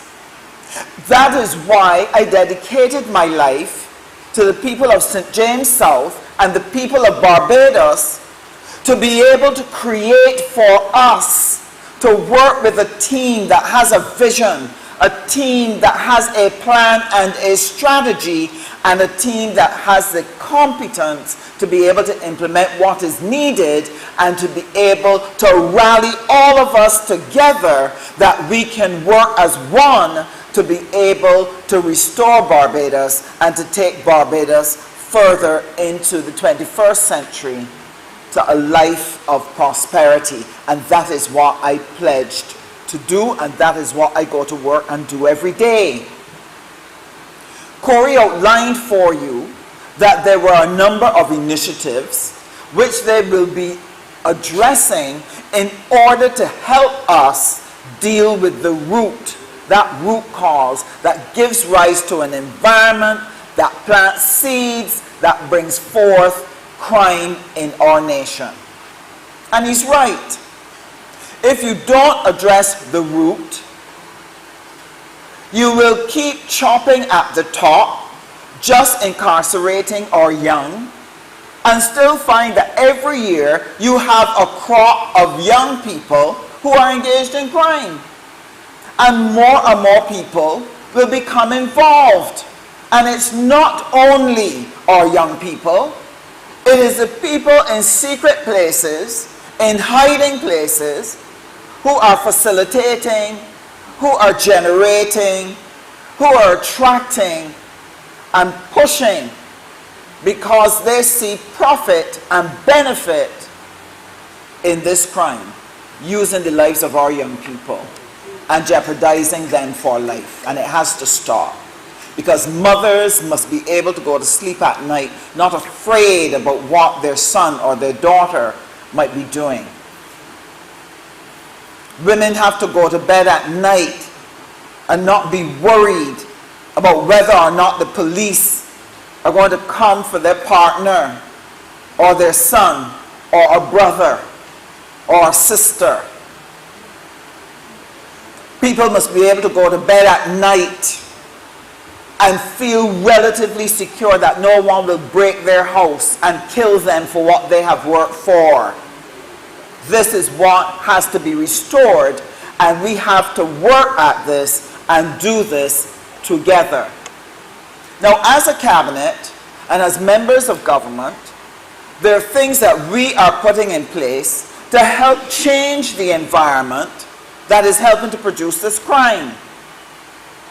But in order to make this happen, money is important. You have to get the financial resources to be able to do the training, put in place the initiatives, and take those initiatives to their natural conclusion if you want to get the fruit of peace and security within your country.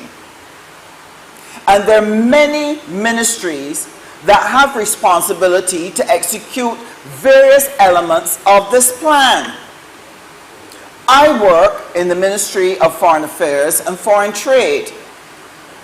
Kerry Simmons is the minister in the Ministry of Foreign Affairs and Foreign Trade. And together, our teams work on some critical actions that are absolutely necessary for helping this country to be able to identify the resources and the technical assistance that we require in order to finance and ensure that the National Program for Crime Prevention becomes a reality.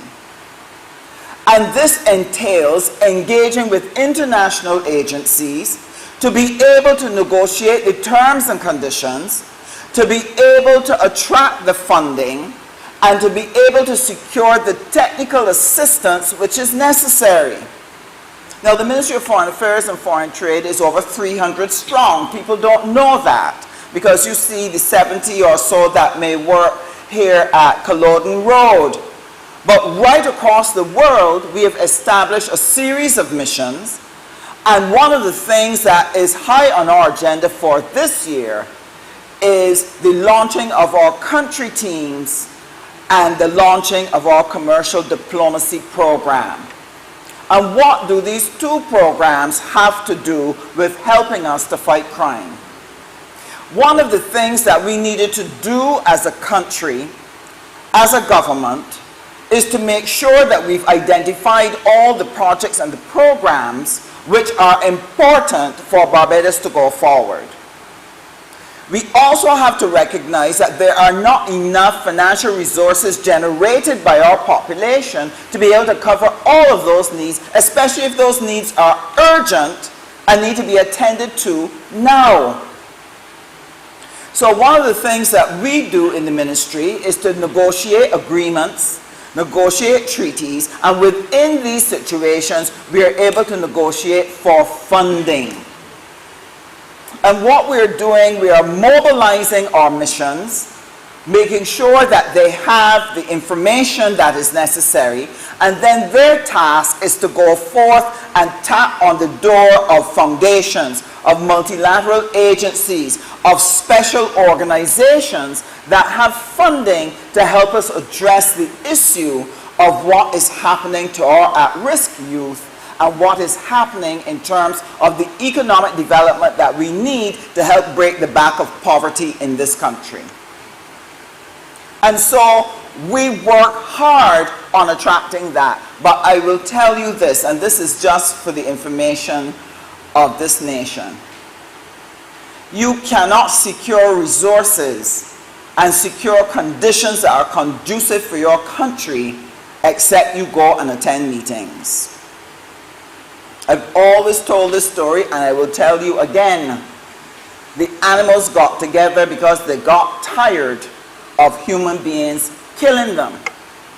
So they decided they will have a meeting in which they will decide which animals will be offered up to humans, that humans can keep killing them, and tell the humans, don't trouble the rest of us.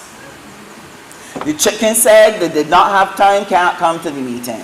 The pig said, that is foolishness, that ain't going nowhere. The cow said he will try to make it but never did. And because they were not at the meeting, guess who got offered up to humans, as these are the animals that you are to primarily focus on for food. That is the first thing you are taught in international trade policy. Be at the meeting.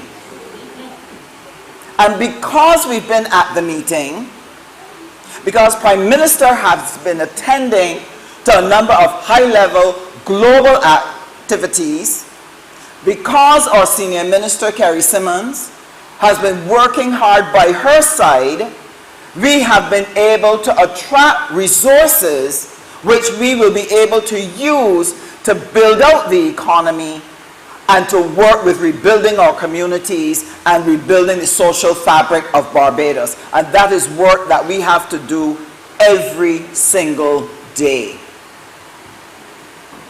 And so, the Ministry of Foreign Affairs and Foreign Trade is intimately involved in working on behalf of Barbados to allow us to be able to secure what is needed, to be able to finance what is in the national plan for crime prevention. Because at the end of the day, you need money to execute these things.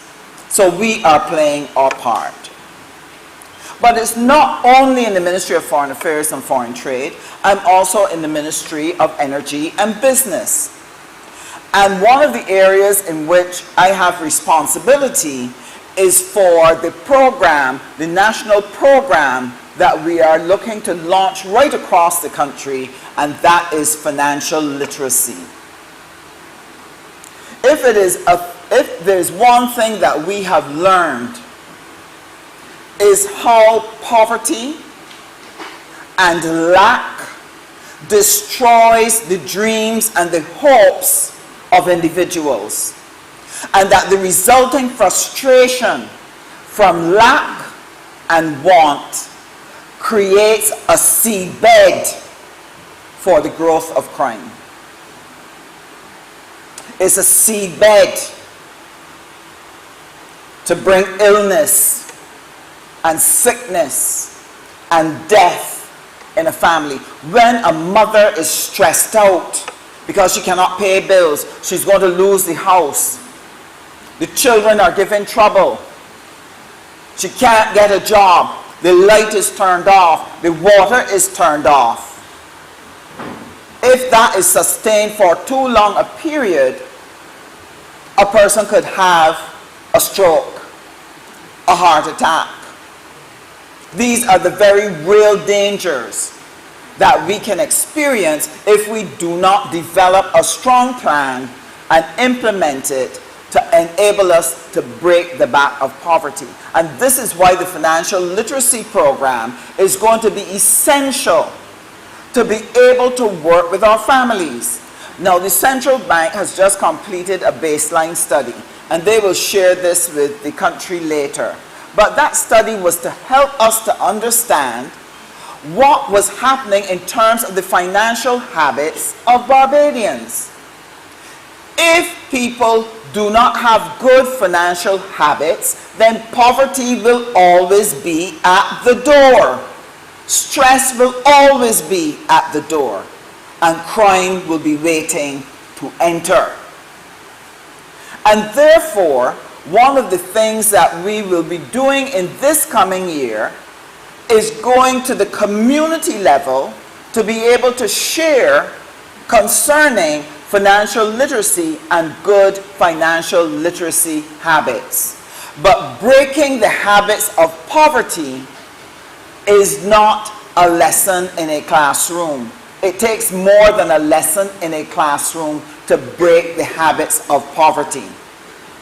This means that we are going to need the type of mentoring programs where we're able to take families and assign a mentor to them to help them work through a new financial plan. That means that we are going to need volunteers.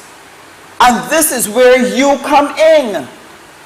If we do not mobilize the talent that exists right across Barbados, of people who have a keen understanding of what are some of the best practices when you're talking about managing money and being able to meet the needs of a family, if we do not get that type of coaching and mentoring, then we will not be able to bring sustained change to the financial habits of Barbadians.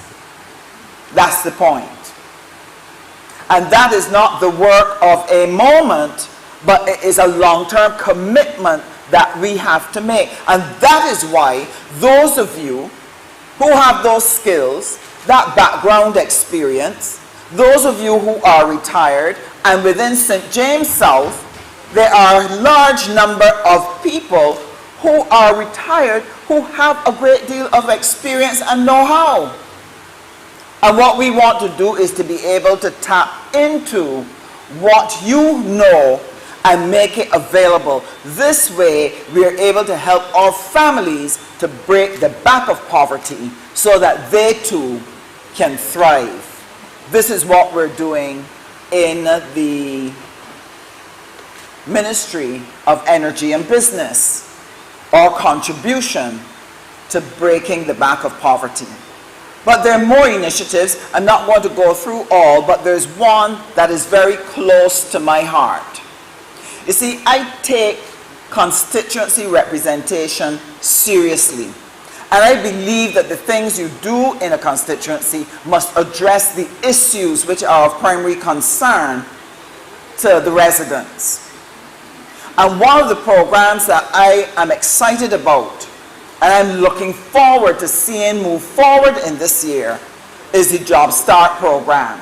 This was a program that we had wanted to do 2 years ago, But because of COVID, it was impossible to actually get it going and sustain it. So we had to wait until we could put COVID and its demands aside so that we can look to start with the Job Start program. I want you to understand something about Barbados. Every year in this country, 4,000 young people leave the school system and go out into an economy where there are limited jobs. When you get to 3 or 4 years of high unemployment, you have got thousands of young people who do not have work. We want to welcome the Honourable Member for St. George South, Mr. Dwight Sutherland, Minister of Housing. So glad he's here. Please welcome him. The Job Start program is to give a push start to the economy and give a start to young people. Because if you have young people sitting under a tree every day for 5 years, there are a number of things that they lose. They lose the capacity for discipline. They lose the capacity to get up, get dressed, and go to a structured environment. They lose the capacity to obey instructions, to discipline their behavior, to discipline their conversation, to discipline their action. Because when they are in school, they are not only getting information and getting education, they are building disciplines that help them to fit into the work life. So if you have young people who have not been in a structured environment for the past 5, 6, 7, 10 years, that person will gradually become unemployable if we do not make an intervention that helps them to reconnect with the behaviors that help them to succeed in the work environment. So how are we going to do that? The Ministry of Labour has been tasked with bringing that Job Start program, which is designed to ask employers, to ask craftsmen to give a chance to at least one young person in your business. The whole idea is that you would bring that person on, you would begin to train them in the technical skills which your company or service offers, and ensure that they learn a skill. Because a lot of those young people too, because they've been out of school for so long, they don't want to go and sign up at SJPI.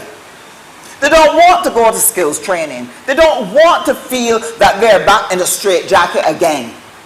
So if we could get them to go to somebody in their community, the guy who is repairing cars, the one who is fixing fridges, the guy who does plumbing, the lady who does catering, somebody who does beauty consulting and does hair and nails and so on. If we can get them go to a dressmaker, a furniture maker, and they are able now to work with supervision by someone in their community, this is going to help them to be able to master a trade and give them the opportunity to begin to rebuild the skills, the discipline of working in a structured environment. But we'll do something else.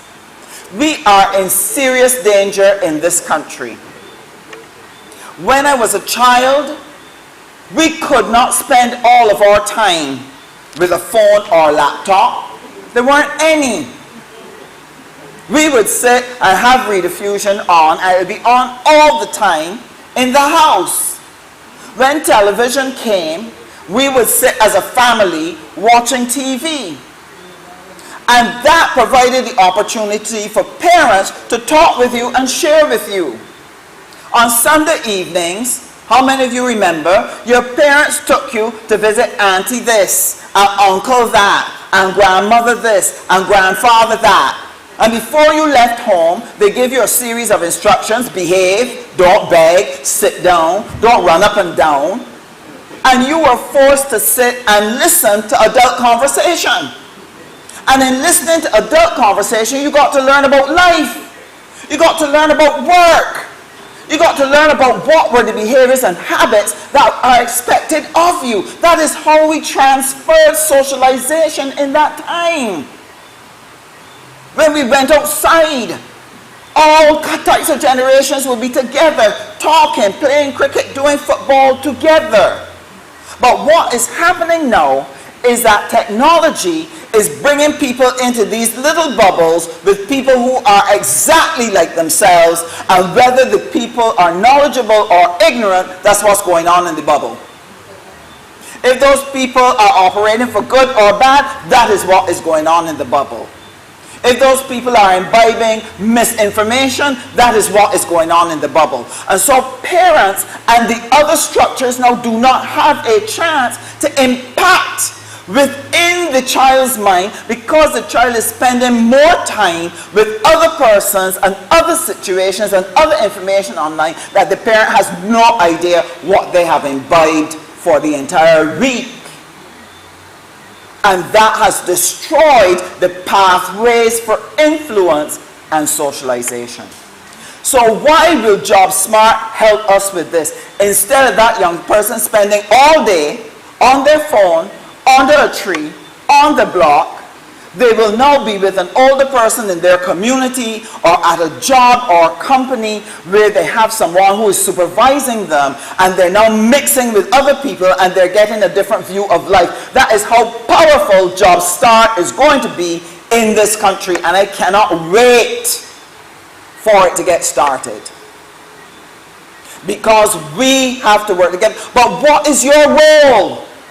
It means that if you work at a company, you have to encourage them, let us take on at least one person.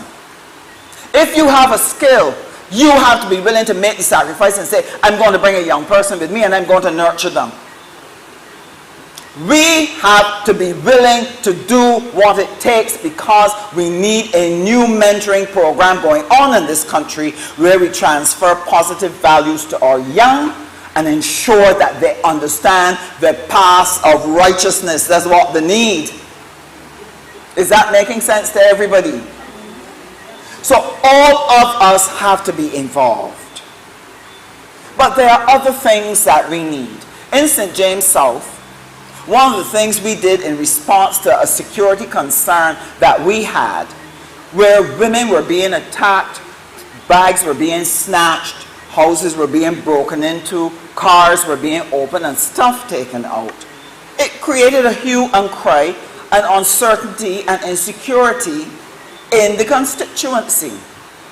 So what we did was we intensified the neighborhood watch groups across the constituency, so that now we have 12. There are 4 more that need to be formed. And what we did, we took all of the administrators of the neighborhood watch groups and put them in a network and embedded the police in the network so that they could quickly get information from the police or share information with the police, and they could quickly disseminate it across their WhatsApp group. Now, unfortunately, there's some people that do not understand that crime cannot be solved by the police. The police is after the fact, after the crime has been committed. It is after you get assaulted. It's after you have been robbed or you have been knocked down. They can't stop it from happening to you. They can only come after the fact and try to find the perpetrator. That is why the National Program on Crime Prevention is so important, because we want to get in front of it. But you need to be involved and you need to be there. This is for us. Join your neighborhood watch group. Just join. It's for you. It's for us. It's to help us form a group that we can help reduce the attractiveness of our neighborhoods and our homes for crime. That we are in the forefront of that fight, and we can assist the police in helping to keep crime under wraps in our community. But the neighborhood watch is not only about crime. Neighborhood watch is about watching out for our neighbors. because we have to rebuild community. I do not like to hear that in Barbados somebody has died and they've been dead for 2 and 3 days, and because they're now smelling, somebody now realizes something has happened. That never happened in Barbados before. You only had to have bad feels and everybody knew. Everybody was aware of you, your actions, and once there was a change in your pattern, somebody come and knock, wait, Miss Richards, you all right? We have to return to that. We have to make that happen in our neighborhoods. And I'm inviting everybody, get involved in your neighborhood watch group. But we have to take it a step further. Let us now reach out to all of our neighbors. One of the things that we have been doing as consistently as we can in St. James South is to help some of the less fortunate families with food. And one of the things that we all can do, because the need is much greater now than it was 10 or 15 years ago. There's still households where women are not working and they've got 2 or 3 children. There's still elderly people whose pensions are so small they cannot make it from one pension check to the other. So what am I asking you to do? Right here in St. James South, when you are going to the supermarket, you might see a food bin, drop something in it. You might belong to a church that helps to feed people, contribute to it. If you can't do either of those 2 things, you can drop things off by the constituency. It could either be money, it could be food, and what we will do is get it out to the needy. You can adopt a family too. I had one guy do that and I was so proud, so pleased with him. He called me, he said, listen, I want to be able to give food to a family every Sunday. Can you tell me of 2? I gave him the names of 2. I thought he was doing it as a one-off every now and again. The man did it for years. And that is what we can do. We can help by reaching out and giving, being sensitive to people around us. We can help by volunteering to be mentors. We can help by volunteering in our churches. We can help by giving of ourselves to help make our community work and to tie back that social fabric. When we are able to do that at the community level, the family level, and then do things at the national level, this is how we will pull the entire nation of Barbados together so that we can restart and walk on the road to prosperity. But it cannot be done without you.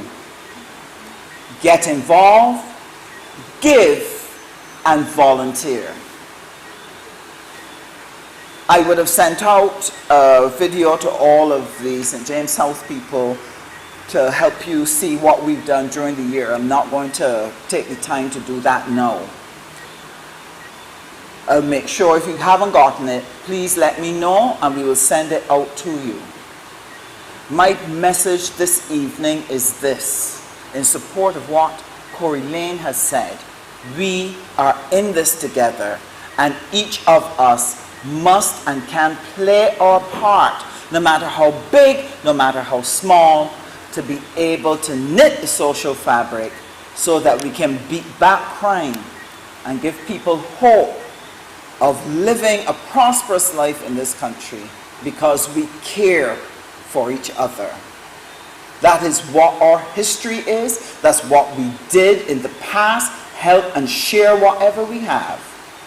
And we have to return to those days to build a bigger, better, more prosperous Barbados.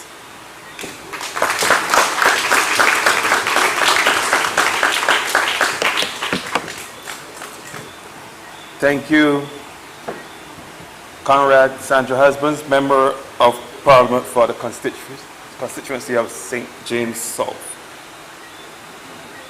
I I think it was remiss of me that I did not mention or acknowledge the presence of our colleague, member for St. Michael North, Conrad Davison Ishmael, as well as the member for St. George South, Conrad Dwight Sutherland. We really appreciate that you came down and give the support this evening. Thank you very much.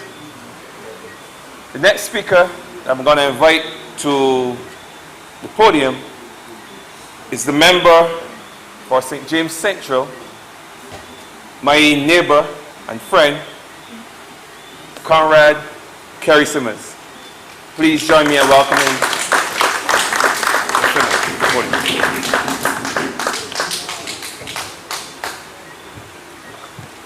Thank you very much, Mr. Chairman, ladies and gentlemen. A happy new year to all of you and a pleasant good evening. Thank you. I wanted to begin this evening by asking you once again to put your hands together for what I thought was a most excellent address by Corey just now.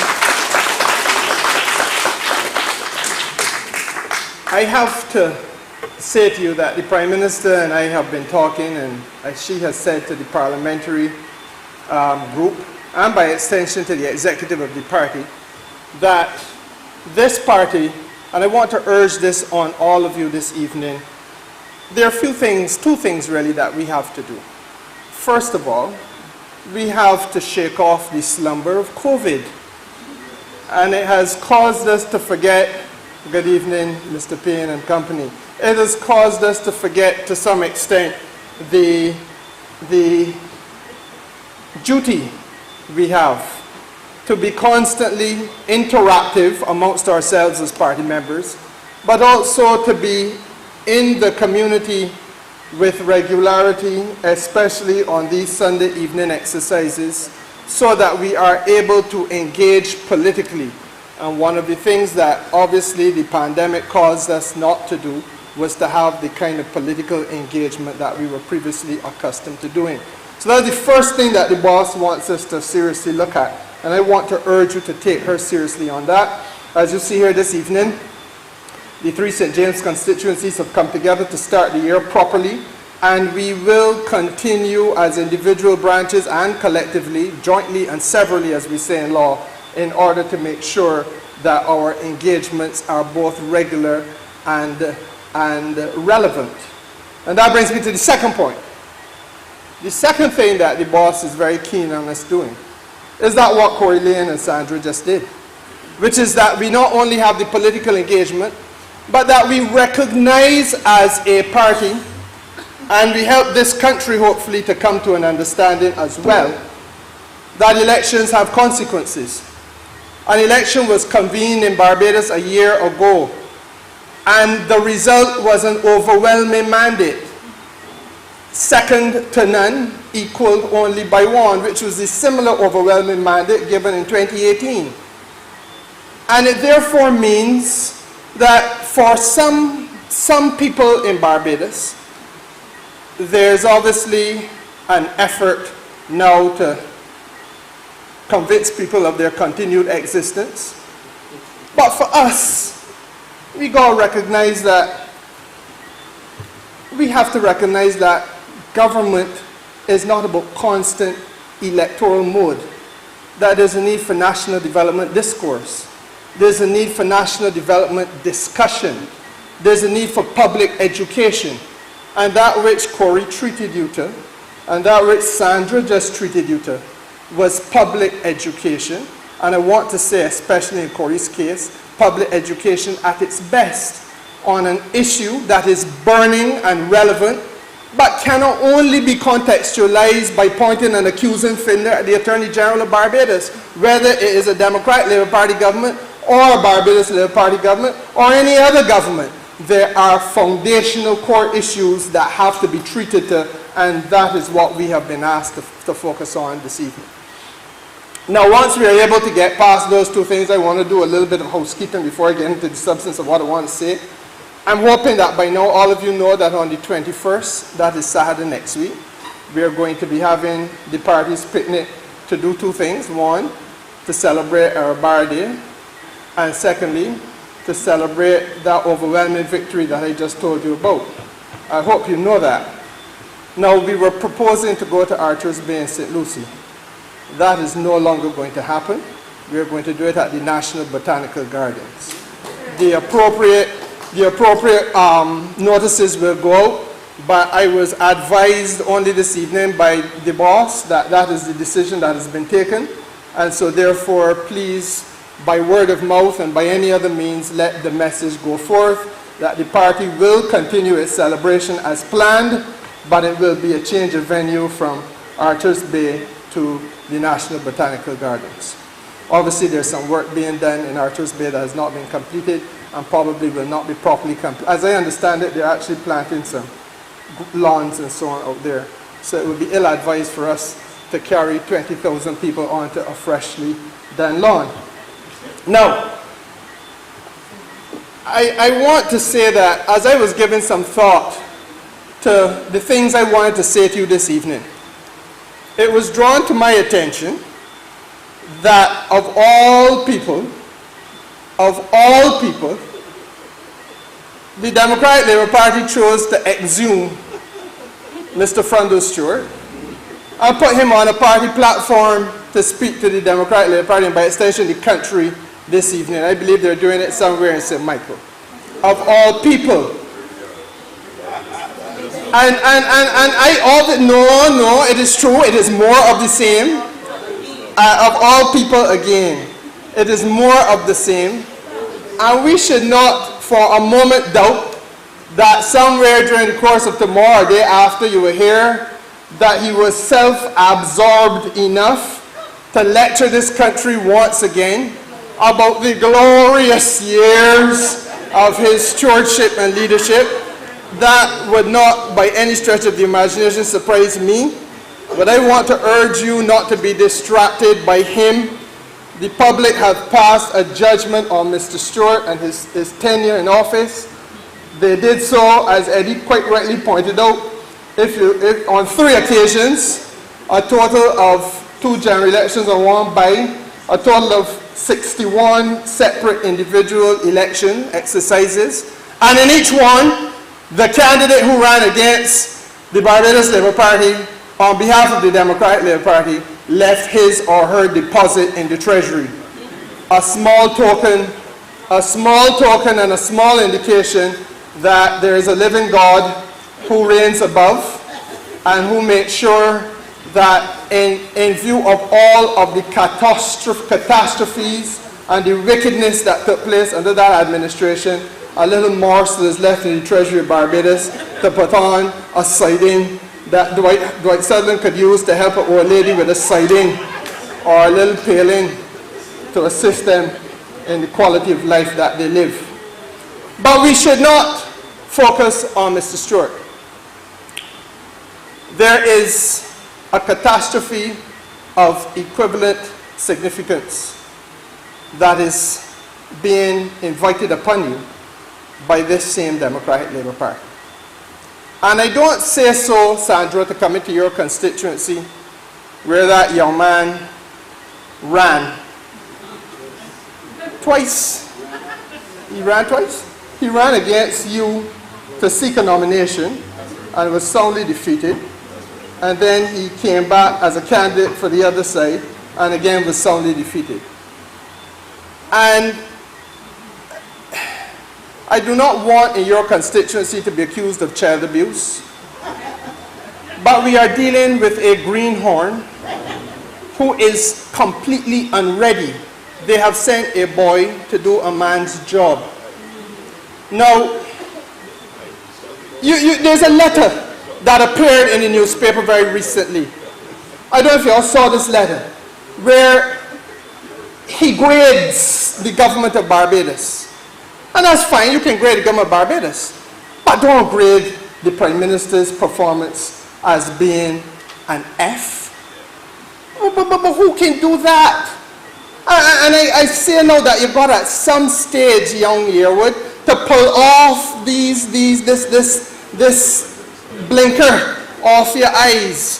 Forget about the personal malice on the grievance that causes you without reason, without any internal problem or conflict, to decide that you matter more than the people of St. James South, so therefore you cannot, if you can't have your own in the Labour Party, you will seek your own elsewhere and then ultimately submerge to the top. Let's take off that blinker and deal with Barbados a little bit. Because you born here, Ronnie, and I need to remind you all, and I think this is what the Prime Minister is driving at when she says we have to have these engagements. Because it is through these engagements that you all are reminded, and hopefully through reminding you, you are in a position to say a word or two to the person who you butt upon in the shop, who you meet in the supermarket. You may even feel that you would do as you did when that young man was on the call-in program as a moderator, to call in and speak truth to the moderators, because there are some moderators now, even the standard there has fallen. Even there. But I'm told it has plummeted, but I don't want to, I can't hear the pit noise with the moderator. Next thing you hear that I say Walter Blackman is a standard far, far, far below Corey Lane, and I did not say that. But we have to help this young man. Because if he's going to presume to say that a country that when we inherited the government, 2018, what year was it? What month? May 2018, our national debt stood at $18.2 billion with a B. Today, as I stand before you, this government has, in spite of COVID, where we had either lost revenue or had to spend greater amounts of money, to a tune of $1 billion between loss of revenue and increased expenditure. In spite of COVID, we have been able to wrestle the national debt down to $13.8 billion. You applaud, but I don't feel that that could be an F, unless they're saying to me that F means fantastic.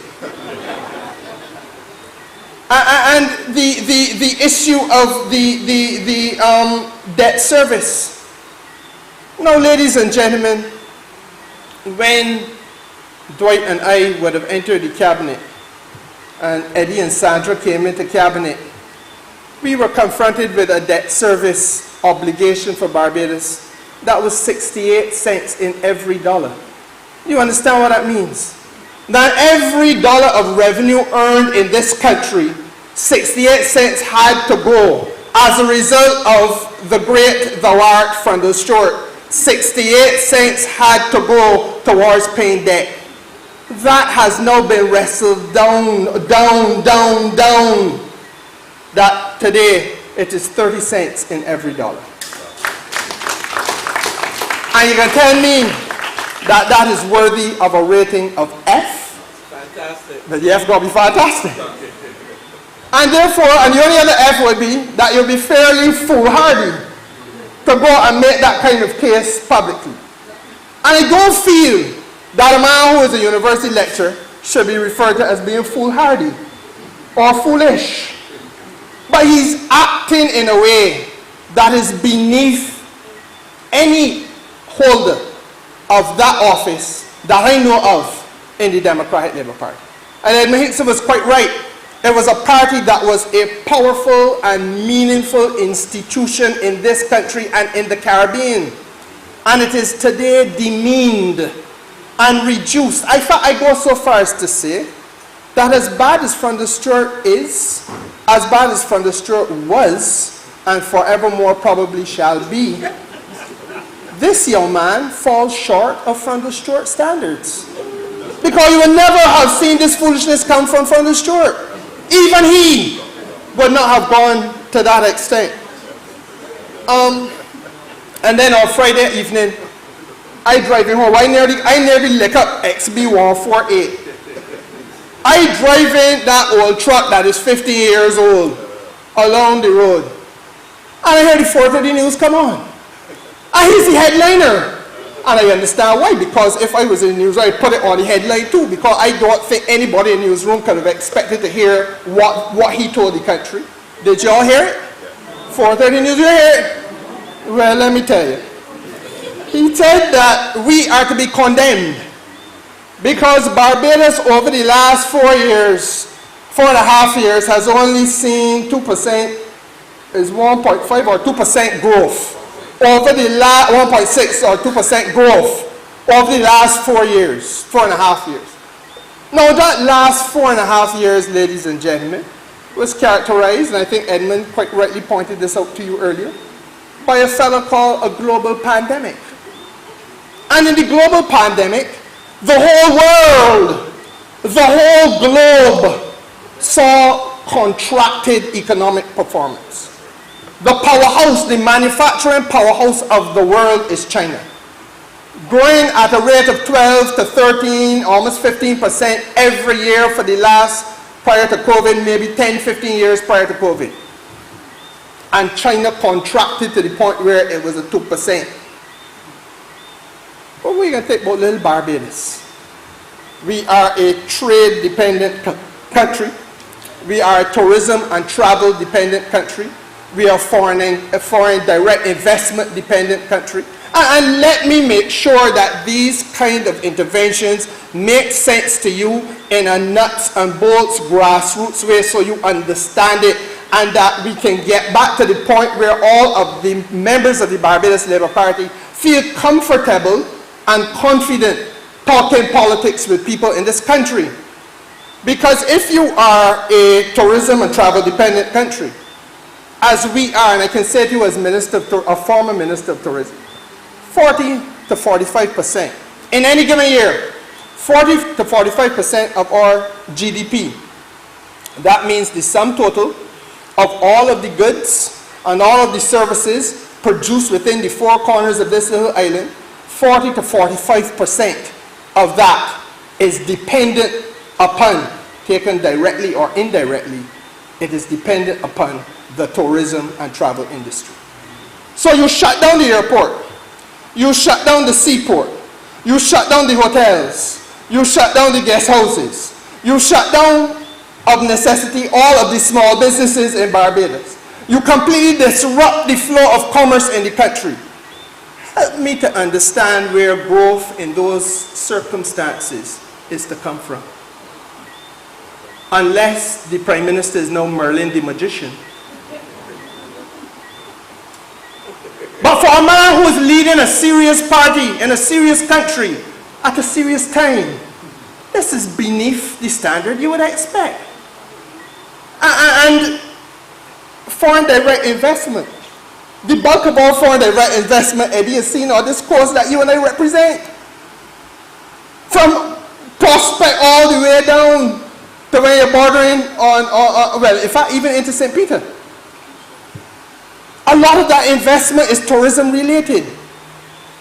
But who in their right mind was going to, in the context of a situation around the world where airplanes ain't flying anymore and cruise ships ain't cruising away anymore, who is coming to invest in a brand new hotel in circumstances of complete uncertainty as to when or if the shutdowns will be lifted across the world? Who is coming to say, see me here, I ain't really care about what's going on all out there, I have $200 million to plant at this particular point. Everybody with money say, hold on, let me put that on pause. We're going to wait a little bit to see how this plays out before we go any further with any investment discussion. Does that make sense to you, Andrew? What about a party that does not make sense to young year with? And this is why it says submerged to the top. I didn't get it wrong. Because he has fallen so low in a group. But obviously, and I feel sad for them, because if he is the best that they have to offer, they are in a bad, bad state. A bad, bad state. And then the other thing that we are obviously impacted upon by COVID is this question of our trade dependency. Because, again, I would expect that at his level, you must know that there's a question. How many of you in here have heard about supply chain logistics in the last year? That there's a global supply chain. Young man, you're not in here. How old are you? You are doing better than the man who lecturing you at university. He's 20. He knows about the global supply chain. That is a disruption that has taken place around the world. So if you are in China, the factories that are making all the different things are shut down because of COVID. Nothing can get on a ship to go nowhere. And to the extent that they do, we also know that the containers that found themselves eventually in the United States and in England and in Germany and all the way around the world, those containers butt up on ports that are closed. Because the stevedore, he got COVID. The forklift driver, he got COVID. All the security people in the port, they got COVID. Port virtually shut down. Containers sitting on docks. Containers sitting in ships. Can't be taken out. Running up more and more costs. The demand here is the same as the demand in Trinidad, the same in Guyana, the same all around the world. Everybody wants, nobody can get. The cost of the product does what? Goes sky high. A cost of living crisis felt in every part of the world. And yet, this guy is telling us about growth. Huh? So that I feel, as I say, that I have to come here to make sure that we make use of these exercises in a way that enables you to do what I can do. But by virtue of your vast numbers, you can. Which is to make sure that we let the whole world, let the whole country know that this business we're about, first of all, is a very serious business. There are some practical issues that are being raised on our side, and there are some nonsensical issues that are being peddled about on the other side. But that there has to be a clear understanding of the severity of what took place. I'm going to talk about severity. What comes to my mind is that, it is clear that the university lecturer is not even reading the central bank reports. Because if he was, he would know that in between March and December of the year 2020, that 9-month window, as many as 37,000 claimants made claims at the National Insurance for Barbados. 37,000 claimants. Those were more claimants than had, if you took the previous 3 years put together, there are more claimants than those 3 years in that 9-month period. Why? Because of the disruption in our economy because of COVID. And it meant that your NIS and mine had to pay $155 million to these claimants. Where in those circumstances was the growth to come from? And if that is the reality, which it is, and which I believe everybody in Barbados with common sense either understood or expected to have had to take place, how does it fall within the realm of serious political discussion that you interrupt the peace and serenity of a Friday evening with a press conference and promising one more every month, hopefully of better quality, but a press conference to say that? Now, I say to you that he's a step down from Stuart. I also feel that he's unresearched and unprepared. And we still got principle? Because I don't feel a researcher should be unresearched. If this is the kind of thing that happens up at UWI, then they may have to have inquiries into people drawing money by false pretenses. But the issue in any pandemic situation could never have been growth. It had to have been stabilization. It has to be bringing stability to the Barbados economy. And that is what this government did. And that is why we have to be able to defend the business of this government. Let us not ever forget, ladies and gentlemen, that it was this government that was called upon to find the resources and found them for cash transfers to the most vulnerable households in Barbados. You remember when the Prime Minister stood in Parliament and announced that it would be $600 a month for 1,500 households. Corey, you were part of that exercise, I believe. Create a household mitigation unit These are things that no government in Barbados has ever been called upon to do before. We have always known of a Queen Elizabeth Hospital. But in lightning fast time, we found and spent $20 million to build Harrison Point, to put critical care beds down there, to save Barbadian lives and foreigners' lives as well. Let us not forget the business interruption benefits. When I was Minister of Commerce, you all would have heard me say $20 million business interruption assistance for small and micro businesses in Barbados. Self-employed people whose livelihood came to an end, put on pause. The taxi man that had nobody to take from point A to point B, and who for 15 years had no increases in his rate, and who is now begrudged the little increase that he's to get. This is the kind of Barbados that we're living in. For 15 years. I asked some of the people who raised their voices against this, which other entity in Barbados you know was forced to operate at the same price for 15 years? When all the inputs have gone up. Gas, gone up. The mechanic work, gone up. The car parts, gone up. Every input. 15 years. Let's not forget the business interruption benefits to all the cosmetologists, the barbers, all those small business and micro business people that could do no business because nobody was allowed to come to town and on a stay-at-home order. Shelter in place. Those are the things that we had to deal with. Care packages across Barbados. I am so disappointed in that young man because a lot of them went into Hayesville, Sandra. Help him to understand that, though he never showed his face when they were being delivered. Care packages being distributed all across St. James, all across every parish of this country. And then, Eddie, the need for us to re-engage and retrain the workers in the hotels. Those that, as you pointed out, a large swath of the hotels in this country are in our constituencies. People who would have had no work. So we created a BEST program to make sure those people were re-engaged, kept at work, even if for no other purpose than to give them some training, because the bulk of the rooms in the hotel empty. That's what this government did. And we are being pilloried for not being able to produce growth in circumstances where all that anybody could be expected to do was to stabilize the economy.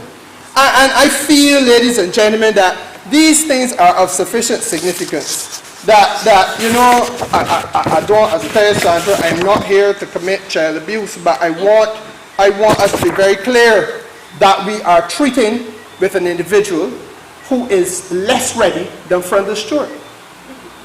And I say that seriously. If he was reading, he would be aware that the IMF had published and continues to publish annually World Economic Outlooks. In 2021, they did one in 2020. I ain't gonna go through both of them, but I'll share with you the 2021 here now. In 2020, the year 2020 saw trade-dependent, travel-dependent, foreign direct investment-dependent countries as being the ones most seriously impacted by COVID. This is the IMF, not Kerry Simmons. Among the 20 most severely affected countries in the world, in terms of their decline in gross domestic product, are several Caribbean states whose economies were devastated by the pandemic. That's the IMF. So the IMF will concede that there are 20 countries around the world whose economies were devastated. But we have a wizard here who's expecting growth in the midst of the devastation. And they named them. Aruba, 19.7% GDP decline. St. Kitts Nevis, 18.9% GDP decline. Antigua, 17.3% GDP decline. St. Lucia, 16.9% GDP decline. Belize, 16% GDP decline. Dominica, 15.4% GDP decline. This thing is region-wide. Barbados, 15.2% GDP decline. Suriname, 13%. Grenada, 12%. Jamaica, 10%. A picture of region-wide devastation. And only the gentleman leading the Democratic Labour Party believes that in those circumstances, you should be seeing growth. So I really ain't come to kill time with him. I believe that if you are going to peddle this kind of, or publicly display this kind of unfamiliarity with local circumstances and international economic data, and quite frankly, international circumstances as well, because the major trading partners with who we do business also experience similar contractions. Our major trading partners, for example, United Kingdom, with whom we source the vast majority of our tourists, 2020 would have seen their economy completely stalled. Same thing with the United States of America. So if our major trading partners are experiencing this, the whole region is experiencing this, what manner of man are we dealing with? If this is the best that he can come with by way of criticisms of this government. And there's really no penalty, young Yearwood, for keeping your mouth shut if you have nothing to say. I believe that it has been said that if you have nothing to say or are ignorant on a topic, it is better to shut your mouth, in fact, because you conceal the extent of that which you do not know. When once you have spoken and betrayed the extent of that which you do not know, there is no room for doubt.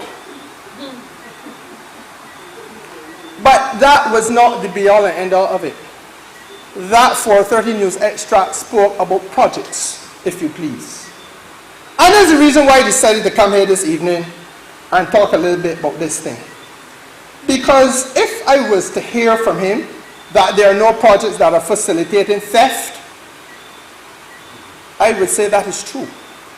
If I was to hear from him that there are no projects that appeal to people with a bourgeois interest, an anti-working class sentiment, I would say that is probably true. But I cannot stand here as a conscious Barbadian and hear that there are no projects by this government. Well, I am standing in front of a young man by the name of Dwight Sutherland, who had the privilege, and I believe the pleasure, of being the minister responsible for commerce when we became government in 2018. I inherited that ministry from him. He will attest to you that the Prime Minister had a brainchild. Mayor Motley had a brainchild that is without precedent anywhere in this Caribbean region. There is nowhere in the Caribbean, English, French, Spanish speaking, where you will find an equivalent of the Barbados Trust Fund Limited. It is an institution created by the Barbados Labour Party for you. For you, Hyacinth, that live in Hoyts Village. What is it created for? It is created for people, Sandra, who live in Haynesville. It is created for people all around Barbados that are born in a chattel house, to a mother who is a maid, or who is a laborer, who got a child that went to school but was failed by the education system, Corey. A child who did not get a second chance, but a child who was born with a brain and got a passion, a dream. And let us be brutally frank and hear about the Barbados that you and I live in. And maybe young Yearwood is too connected to the United Kingdom to understand. The Barbados that we live in is a Barbados where if you come from those circumstances I just described, nobody is going to stop their motor car a morning and say, young Sutherland, come here, man. What is your dream in life? What is the passion that you have? What would you like to do? Do you see yourself ever owning your own business? And if so, what would that business be? How can I help you get to that point where you own your own business? How can I help you navigate challenges that you may find along that path? Am I telling a lie? That's the Barbados we live in. Nobody, it's a Sunday evening, but I must be brutally frank, gives a damn. If you come from those circumstances and you have not been able to emancipate yourself from them by way of the education system, and let us not fool ourselves, this education system still churns out 30% of people with no certification in Barbados. What is the future that they have? And we have a prime minister, don't tell me about projects, we have a prime minister who has said we will create a trust fund where people in Barbados who have a dream, a desire to run their own business, and all they're asking for is somebody to sit down and talk the idea through with and be able to access a little seed capital. And then some training to help them navigate the pitfalls, to understand the difference between accounts receivable and accounts payable. Do not scoff at the idea. There are people who went to Hewardin Law School who are sitting down in Glenderry Prison tonight, because, not Glenderry, Dodge, because they couldn't understand the difference between accounts payable and accounts receivable. Well, that's the society we live in. That if you wear a gown, and you have some white bands on your collar, and you're going court home and you say, my lad, you are a different caliber of person. And the reality is that Dwight would have started a project. I had to continue the project. And let me tell you, ladies and gentlemen, because I come here underprepared, I don't play that game. When I left the Ministry of Commerce, that Trust Fund Limited that we created, that he said ain't on the projects, I tell you, is not what we into, is that what we did appeals and is created to serve a purpose that he has no interest in. This is about emancipating poor people, unshackling them from the shackles of poverty that have bound them generation after generation after generation, and that would continue to do so in perpetuity. $18.8 million was loaned out under the Trust Fund Limited, and as a result of that, 5,685 people in Barbados are now employed by these micro businesses. 5,685 people who otherwise would be alongside the street sucking salt. A total of 4,192 businesses created. We took a chance on you. And as long as this government is in office, we will continue to take that chance on you. And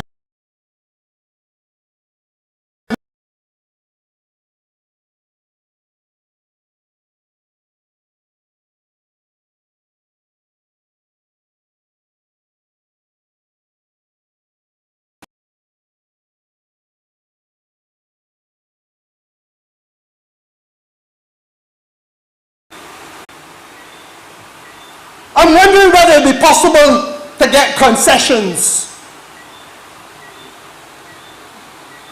If we could get concessions or pay less taxes and prepare to spend X amount of $1 million. Some of these people get the concessions, and let's be very frank about the Barbados we live in. They don't be here longer than a snowball in the midday sun. So we take a chance on them. Why are we not to take a chance on you? It was created for you. It stands there for you. It is an opportunity for you. God will be there to help pick them back up, dust them off, and send them off again. That is the kind of projects that we're interested in, young Yearwood. I know the kind of projects that the Democratic Party is interested in. All right, talk about the projects we're interested in. Let me also say, Sandra, talk about the financial literacy program. You know that there's a national financial literacy program which we are implementing across the country. But already within the Trust Fund Limited, there is one that functions and functions effectively to the extent that there are over 2,000 people who have gotten loans from the Trust Fund, who prior to getting the loan had to sit down and go through the exercise of understanding the basics of business management. understanding the basics of how you market that which you are going to produce. So you might be into wines, or you might be into some sort of culinary type work, or you may be into the beauty cosmetology sector. But you still got to market what you do. You got to know how to get into the marketplace. You got to know how to deal with your books and your accounting. You got to have to understand what the legal regulations are. You sit down and work with these people. It had never been done before in Barbados prior to this Barbados Labour Party government. Dwight Sutherland started. I continue it. Forget about me. Give Dwight Sutherland a little applause. The brainchild of Prime Minister Mia Mottley. Huh? And I know what some of them interested in. If I were running here, quite frankly, I probably, too, would want to forget and point the finger elsewhere. I might want to forget the sordid history of Democratic Labour Party projects.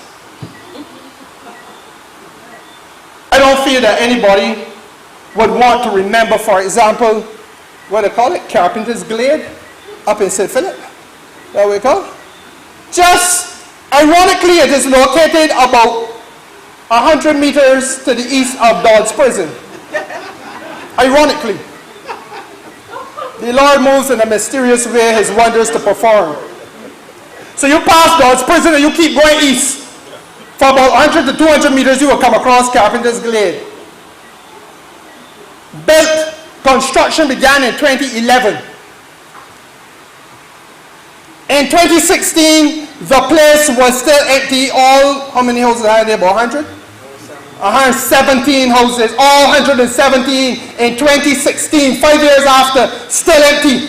The records of the Parliament of Barbados will reflect that myself, I think you too, Edmund Hinkson, William Duguid, a number of us raised the issues because, believe you me, Lord, strike me if I'm telling a lie, there were trees and vines growing up through the houses, left there empty to rotten down since 2011.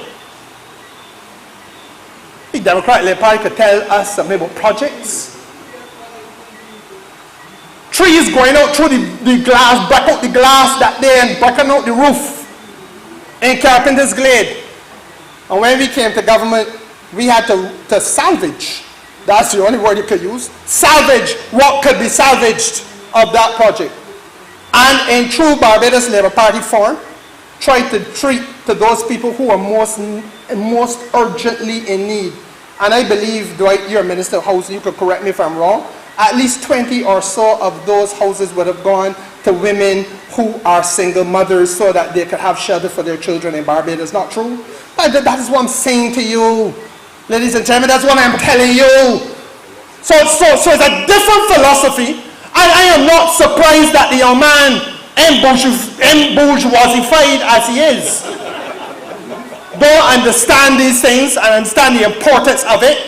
He probably would get that F grade too. He probably would give that an F grade too. But why I don't hear him saying deserves an F grade, because I'm also sitting down in front of Mr. Davison Ishmael. Davison, you young, everybody know you yet. Start letting people see your face, man. Stand up.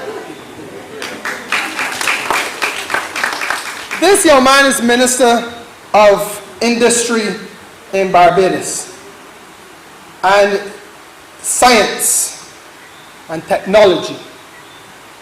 You probably would have heard his voice recently when he would have spoken to the country on the National ID Card project. He's one of the good ministers that I have oversight of as senior minister responsible for the productive sector. You know that the Democratic Labour Party also had, they should be the last people to talk about projects as them.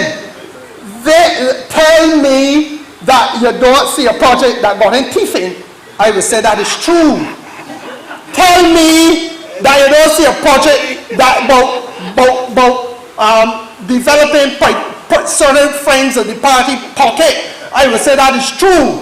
Don't tell me that you don't see projects in Barbados, man. The Democratic Party had a national ID card project. You look surprised. You look surprised. They did. I am never going to mislead you from this place. I will never do it. Never.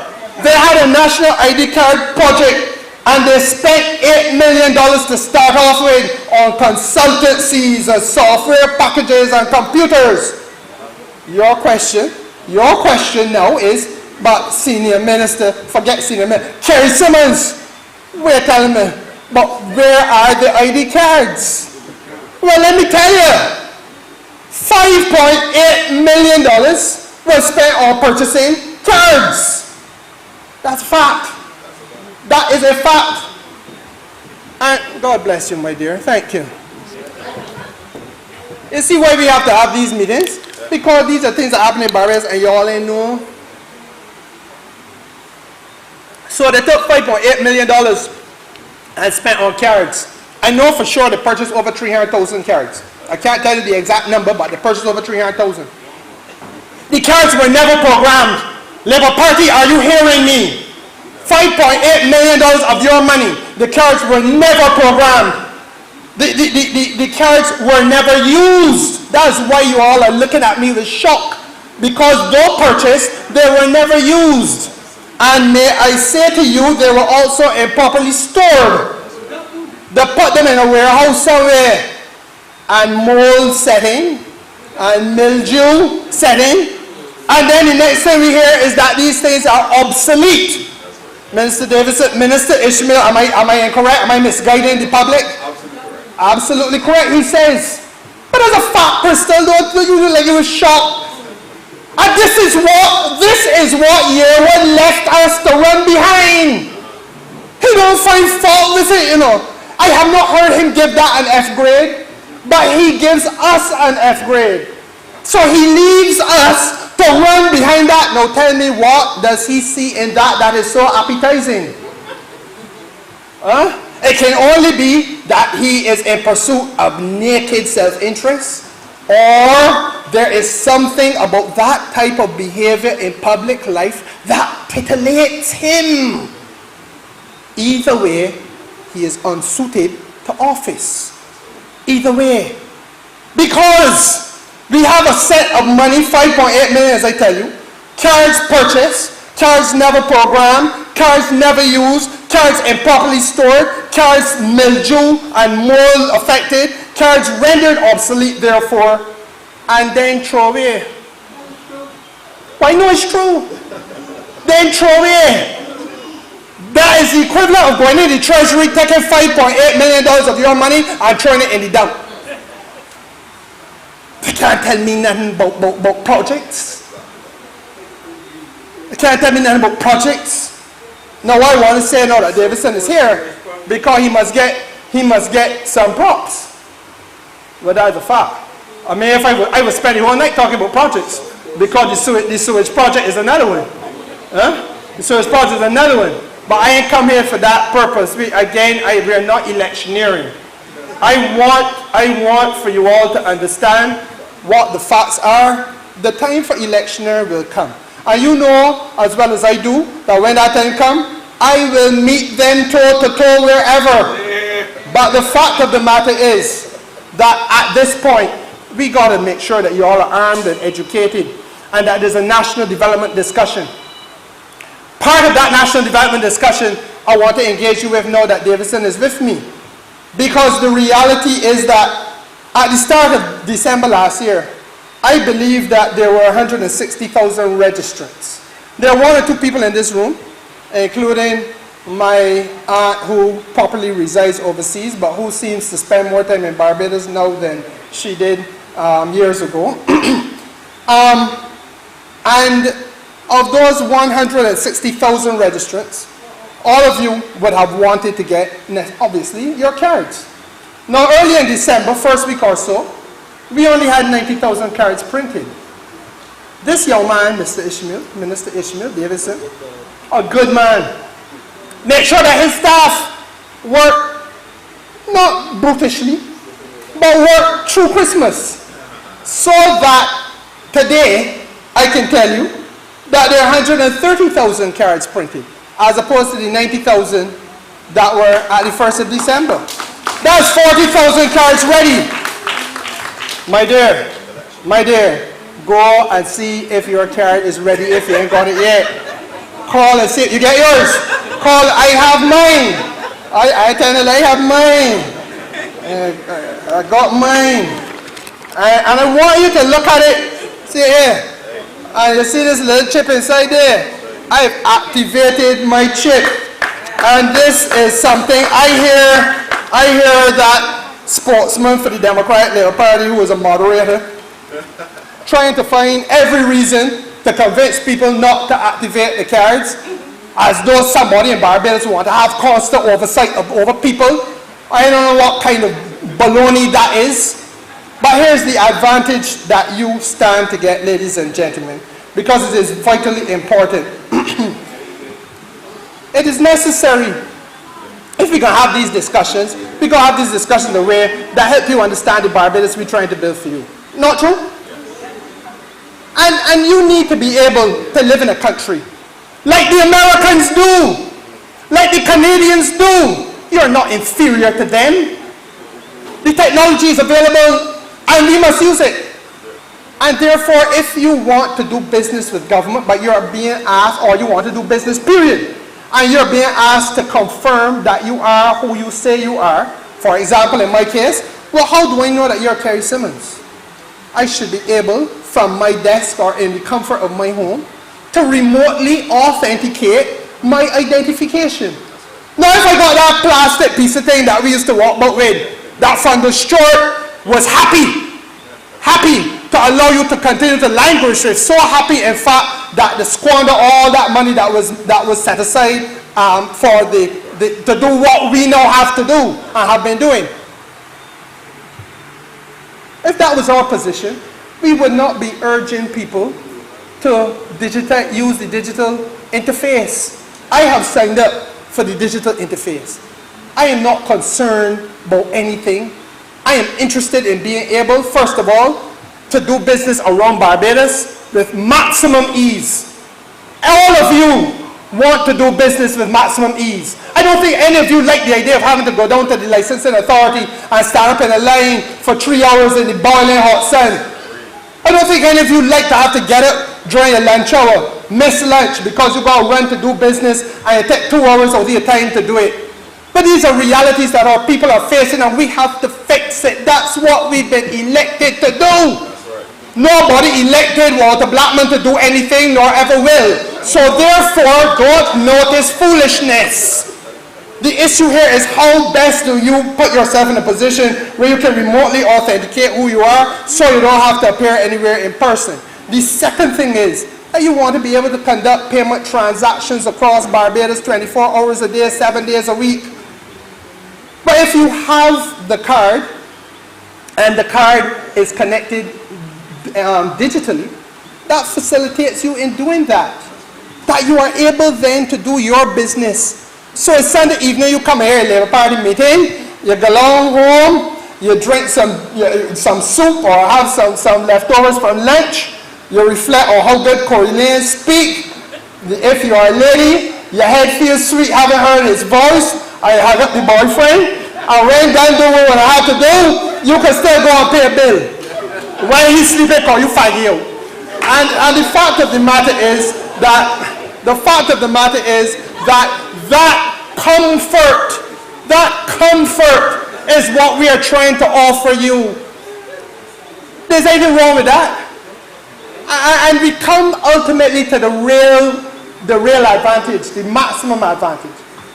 That government must be able to reach you to provide the services that government must give you. And so therefore, when Davison is finished doing all the work he got to do now, you will come to a point where people, for example, who go to get welfare, don't have to go nowhere to collect a check, because by way of that card, I identify who you are, and then we got some payment system online, and the money is deposited into your account.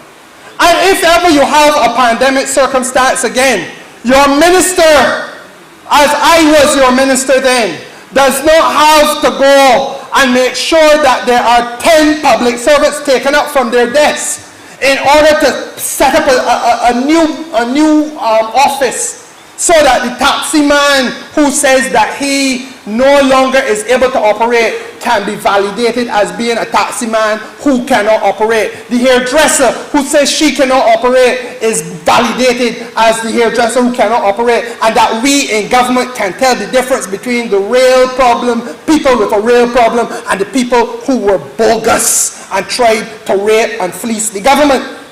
All of that there happened. And it took us weeks and weeks to put it in place because we were doing it without the technology. What Davison Ishmael is here to provide you with, and that's why I said there must be discussion, not about the BLP and the DLP. That time will come. But what we have to discuss at these meetings is the national development course that moves you to being a society that benefits from the maximum opportunity to secure advantages to help you and make your quality of life better by using digital technology. That is your minister sitting in front of me here. That is his work. And what you will never hear them talk about is how we are engaging with regard to improving the ease of doing business in Barbados.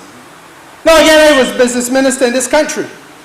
And when I was in opposition, as Short was prime minister, and Donville that is now serving.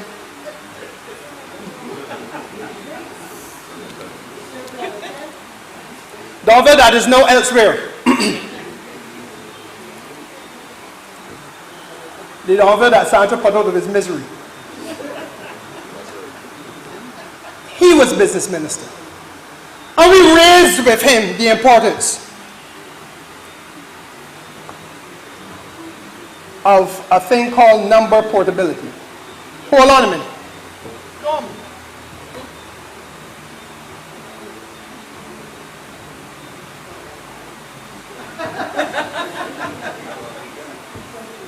Y'all see this here? How many of y'all own one of these? Everybody, right? Everybody.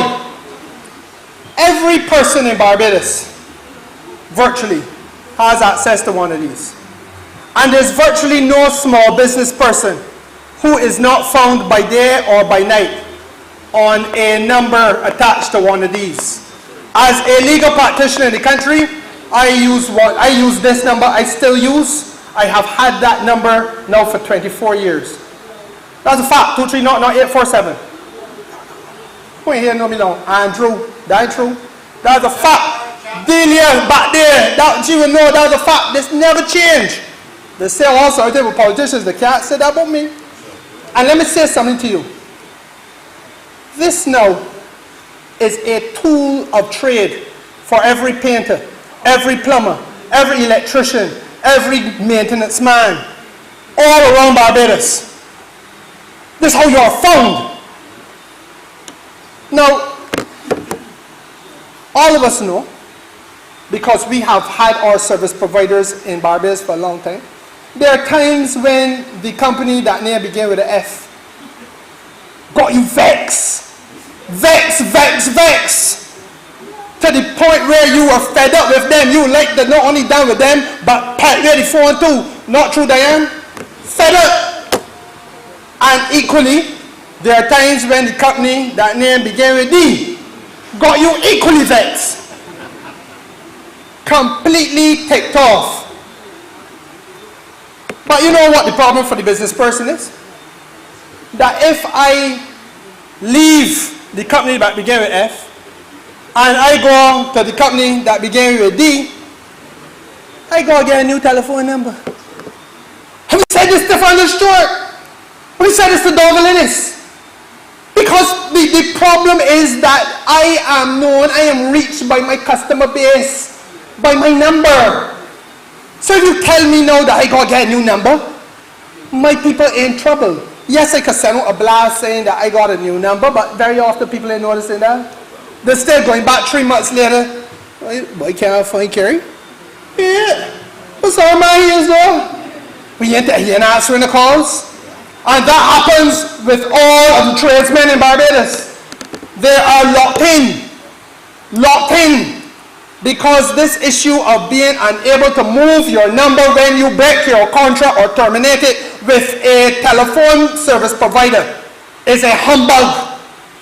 The reality is, this is why I tell you we have to have conversations about the national development path. This young man is 20 years old. You must live in a Barbados where, like the people who live in the United States, you can break your contract with your service provider and go along with your telephone number.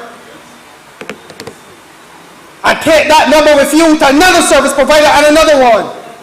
Because that number is part of your personality. That number is part of your personal identification after a while. Now we can get the movement on it. I have oversight responsibility for Davidson's ministry. I sat down with Davidson the other day. I said, Minister, where are we with number portability? He smiled. I said, what are you laughing at? I'm very serious because I've been humbugging. I vexed about this. But Minister, you know that we implemented the network freeze in November and December. I said, well, what is a network freeze? He says, Minister, in November, December, because of the fact that you are having so much additional traffic on the line, we are not going to do any adjustments at that point because you still may have one or two little things to work through. So we freeze the process. But in January, which is where we are now, after we've done testing in December, which is what they did then, in January we will be in a position to give you advice as to when you're going to launch. So I say, you mean, Davidson, you telling me now that number portability is on the cusp of being launched? But that is the position, Minister. That's the position, Senior Minister. So I want to tell you tonight that which from the shore can get done, Mayor Morley's administration will once again be doing for you. And that within the first quarter of 2023, this question, this vexation question, humbugging small business people in Barbados, this issue of number portability will be wrestled to the ground in this country.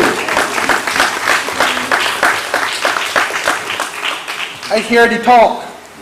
These people believe that y'all elected a set of magicians, where you just say hocus pocus, and that which they failed to do for 10 years, that which they destroyed and rubbished for 10 years, are all going to be corrected overnight. Like Be Rich would wiggle her nose, used to wiggle her nose on TV. One can't work so. I hear them complaining that they ain't got no sufficient housing projects going on. Well, Dwight Sutherland, I want to invite you here and now to come and talk to people at St. James Central, if not next month, then the month after. And I want to let the people of St. James Central hear from the minister himself, not just from me. I want the minister to come and talk about what is going to happen there at Holders Hill at a place called Bullings, where there's 3 acres of land. I want to talk about the houses that are going in there, Brother Sutherland. I want you to talk about what you're doing in St. Philip. I believe that it is true to say that this week you are expecting 10 prefab out of a possible 350 that will be hardwood houses that must come into the country in order to be erected at Clifton in St. Philip. Now what is the work for Barbadians when that is done? Because the first thing we hear is, well, there's hardwood houses coming out of Guyana. Well, the houses need to be roofed. The houses must have foundation. The houses must have electrical wiring. The houses must have plumbing. The houses must got well, all of them there. So there will be work for our people. But what there must also be is a foot on the accelerator, accelerating the amount of homes in Barbados available for a list at the NHC that is 20,000 people long, and that has been long like that from the time I entered Parliament 23 years ago. And that is what I don't want to talk about. That's why I say we must have the national development discussions. Because I stood on the floor of Parliament when Owen Arthur was Prime Minister, I left the front bench and went and sat on the back bench and rose to speak in an estimates debate, so that Mr. Arthur could not get vexed with me. I am on the back bench talking star. I have said this in opposition, and I say it here in government. In fact, I said it in the last election on the Barbados Labour Party platform the night we launched our manifesto. We have to be very real about what has happened at the NHC. And this is not now about the BLP or DLP running Yearwood. This is about a system. And one of the things that disappoint me about you, young man, is that you seem unable to extract yourself from the conflict between parties and look at the system and where the system is broken and talk to the country about how we can fix it for the people. So the National Housing Corporation, I can take you to places in my constituency. And Sandra, I know one or two in yours. I can tell you to people who have been on a waiting list for the NHC from the time that they were 20 years old. And the lady that I have in my mind now is 60. Do you understand what I'm telling you? You understand? And she has gotten no solution. And she never put any pressure. When I found out about it, I said, but I want help. She said, but Kerry Simmons, it is pointless you trying to help me now. Because when I went into National Housing as a virtual young girl, early 20s, 20 odd years old, I had a job. Right now, I have suffered a disability. I am working away. I can't pay any mortgage. So you all must have heard me say this before. But what we have done to people in her circumstances is to fail them. The system has failed them. That is not about Arthur or Stewart or Sandyford or Motley or Thompson or any of the other leaders of the government, like how we like to continue to see life. This is about a system where we invite people to go into NHC and register because you expect to get a housing solution. But then the housing solution does not come. And they get lost in a system. And the system quite frankly, the system cannot deliver to 20,000 people all at once. And that is why our Prime Minister has said what no other Prime Minister in the history of Barbados has said, that there is a need for us to face this problem and try to do the Herculean task of creating 10,000 housing solutions. Dwight, how long should you get? In 5 years. 10,000 plus. And we have to, because they got people who've been sitting in NHC just waiting. And I'm not making, Dwight, am I wrong? Over 20,000 on the waiting list. But if you got 2,000 houses built in a year, and you got a waiting list of 20-somebody thousand, and every year another 2,000 coming in, when would you ever see the back of it? But how often have you heard that which I just said to you being said from public platforms in Barbados? How often? Who comes and unmasks the truth and say to you, look, let me be real about this thing. Politicians can't walk on water or turn water into wine. We can only look at systems and try to fix them and deliver in the best interest of the people. And that is what this Barbados Labour Party is attempting to do. And that is why there will be some that will be built in the ordinary way from foundation up, bricks and mortar, and we'll be using local labour and local contractors. But equally, because there is not enough local labour to do 10,000 plus houses in Barbados in the time we need to do it, we also have to source from outside and try other things. Because one thing we cannot continue to do, and this goes back to your point, Corey, about some of the root causes of crime, is to have situations, and Crystal, you know what I'm speaking about, across the road there in Redmond Village. We see it in Silver Hill, we see it in Hayesville, where you have overcrowding in a housing unit, where you have 15 people living in one unit, where you got 16 and 18 people living in one unit. That is a reality in Barbados. And those people who content themselves with being so comfortable and embourgeoisified, who only see the European side of things, they don't understand that reality.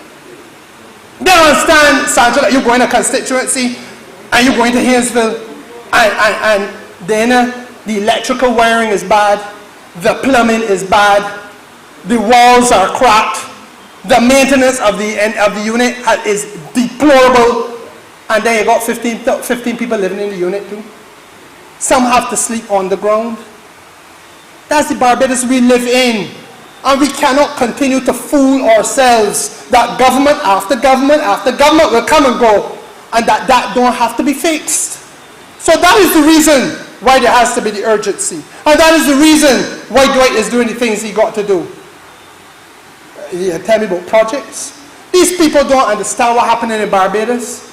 We just went through a COVID period where we have children in secondary school that are between the ages, let us say, of what, maybe 14 and going 18, 17. Their existence is not like anything anybody in this room has ever faced. All of us went to school every day while we were supposed to be at school. Not true? All of us know what it is that if you got a problem, you got a teacher, that you can go after class and talk to the teacher. If you're interested in your work, you can talk to the teacher. Teacher, I didn't understand that there. Teacher, you can help me with this. Is that not your experience? Yep. All of us had books. Don't tell me you had books. Because I had a textbook loan scheme. But what has been the reality for these young people in Barbados?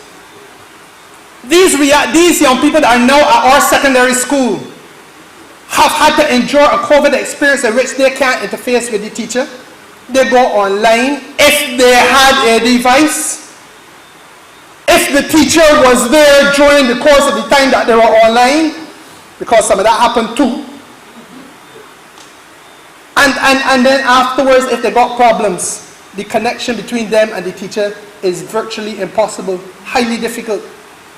The connection between them and their friends is very difficult.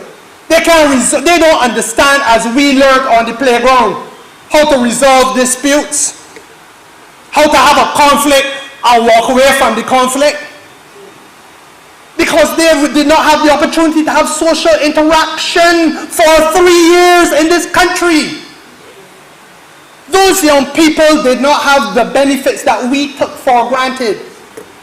There are young people in Barbados school who do not know, in Barbados' primary school, who did not know up until last year what a school fair was. They'd never been. Am I telling a lie? That's reality.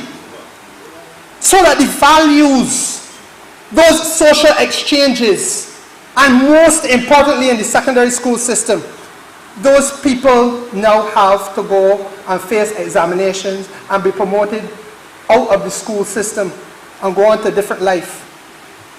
But we just can't take it for granted. And why can't you?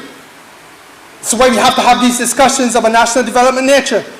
We cannot take it for granted because of the fact that, as I just said, our pattern has been that we've taken 30% of the people who come to school and let them leave without any certification whatsoever. Giving Corey Lane gray hairs at 40. Slowly killing Dale Marshall. Reality is that, as Corey said, in all of this, nobody likes to call the word parent and parenting. So that there must now be, at this point, an intervention made for us to take stock of where we are with these young people who've had to endure this hardship that is unprecedented in Barbados in recent decades. It is to the undying credit of Mia Amor-Motley that in these estimates she has insisted that there be provision in the Ministry of Education budget for us to have diagnostic intervention, diagnostic instrument, so that we can go through a diagnostic process with our young people in secondary school to identify areas where there are requirements for intervention, identify their performance levels, to assess them, to make sure that they don't fall between the cracks and be lost forever. Because if they are lost, it adds to the problems we have to deal with socially. It goes back to Corey's speech about finding the core problems. In many of these cases, through no fault of any little child. I speak as a former Minister of Energy in Barbados. Don't fool yourself. Every house in Barbados does not have electricity. And if you don't have electricity, but you got a little child of school age, that little child was not learning anything online. That little child could not learn anything online. Don't fool yourself. Every house in Barbados did not have devices. One of the things that we had to do was to find resources to get devices in the hands of little children. And yes, we have a private sector who donated, but they can donate to everybody. Government had to intervene and make sure.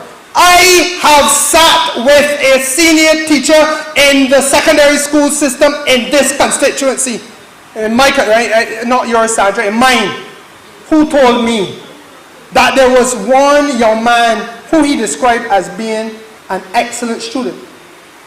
But he would never be on screen during the time that they're doing classes during COVID. Never come on screen. And he couldn't understand it. And because he's a good teacher, he did what some would not otherwise do. He made it his business to go to the young man's home to have a discussion with the family. Why is it that he ain't coming online? I'm not seeing your face. I'm not getting the feel of whether you understand. I'm not able to interact with you. And you know what he discovered? That young man was not online. He did, but he couldn't put on the camera because of the fact that he was doing his classes outside next to a foul coop. Outside the house next to a foul coop. Because that which was taking place inside the house was so unsuitable that he did not want to be embarrassed by it. This is what we are dealing with in Barbados. And this is why we have to have a national conversation that transcends the petty, almost stupidity of a contest outside of electoral season, which is what the British describe as a silly season. Outside of that, this BLP, DLP foolishness. And let us look now at the structures in this country where there are cracks and the crevices and how we must intervene to fix these things. I say again, it is to the undying credit of the Prime Minister that she has had the foresight and the prescience to make sure that in these estimates we can now have the money to do this type of diagnostic assessment in the interest of helping your children and your daughter, your son, your grandson. That's what this is about. But ladies and gentlemen, as I said to you, we're going to do this. We are back to business as business ought to be. No, I have not said business as usual, as business ought to be. Right, Sutherland, I have served you verbal notice.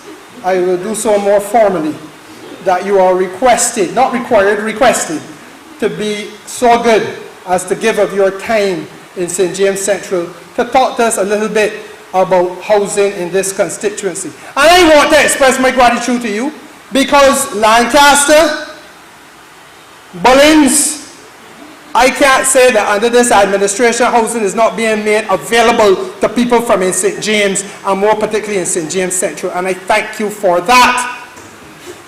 We must understand also the broad national program, and you must have a window to this country to speak, and St. James Central will happily offer you that platform because it is a serious national development issue, how we house people. And how we are doing so without the sweltering and shocking levels of corruption that took place when Fundle Short had to house people and David Thompson had to house people. Huh? The things that I heard then and have read, you can't point. Who are all housing ministers? You, William Dugard, and George. Can't point any finger of accusation at any of those gentlemen. So if I was young here, I too would want to forget about that time and reimagine society as I could ordain it. But he can't ordain, and that is left to the Almighty. I want to say to you, ladies and gentlemen, that this is a journey, and the journey is now begun. This Labour Party has been completely committed at government level to doing the best that we can do for the people. We must now report to the people on how we have stood in the breach in your interests and we will continue to do so. You have heard St. James as a grouping. I am sure we will do this individually, and I will make myself available to work with any of my colleagues in order to make sure that we can carry this message forward, because we must not hide our light under a bushel, and equally, we must make sure that this country benefits from serious and substantive national development discussion, because it is not only about pointing fingers politically, it is about making sure Barbadians can lift their gaze for a better and brighter tomorrow. I want to ask you all, take care, get home safely, good night, and God bless you.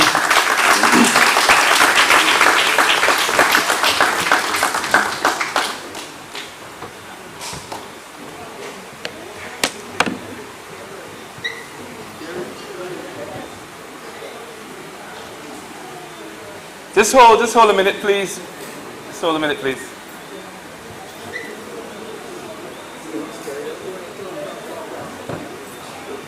At this time, I just want to invite Conrad Erlingworld to give the official vote of thanks. Wallering.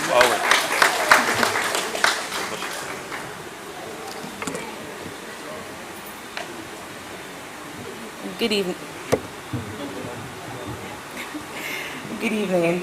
Ladies and gentlemen, it is my pleasure to deliver the vote of thanks for this evening's meeting. Special thanks to the Honorable Member for St. James North, Minister Edmund Hinkson, for his thorough briefing. Special mention to St. James Central Parliamentary Representative, Minister Kerry Simmons, for yet another comprehensive delivery.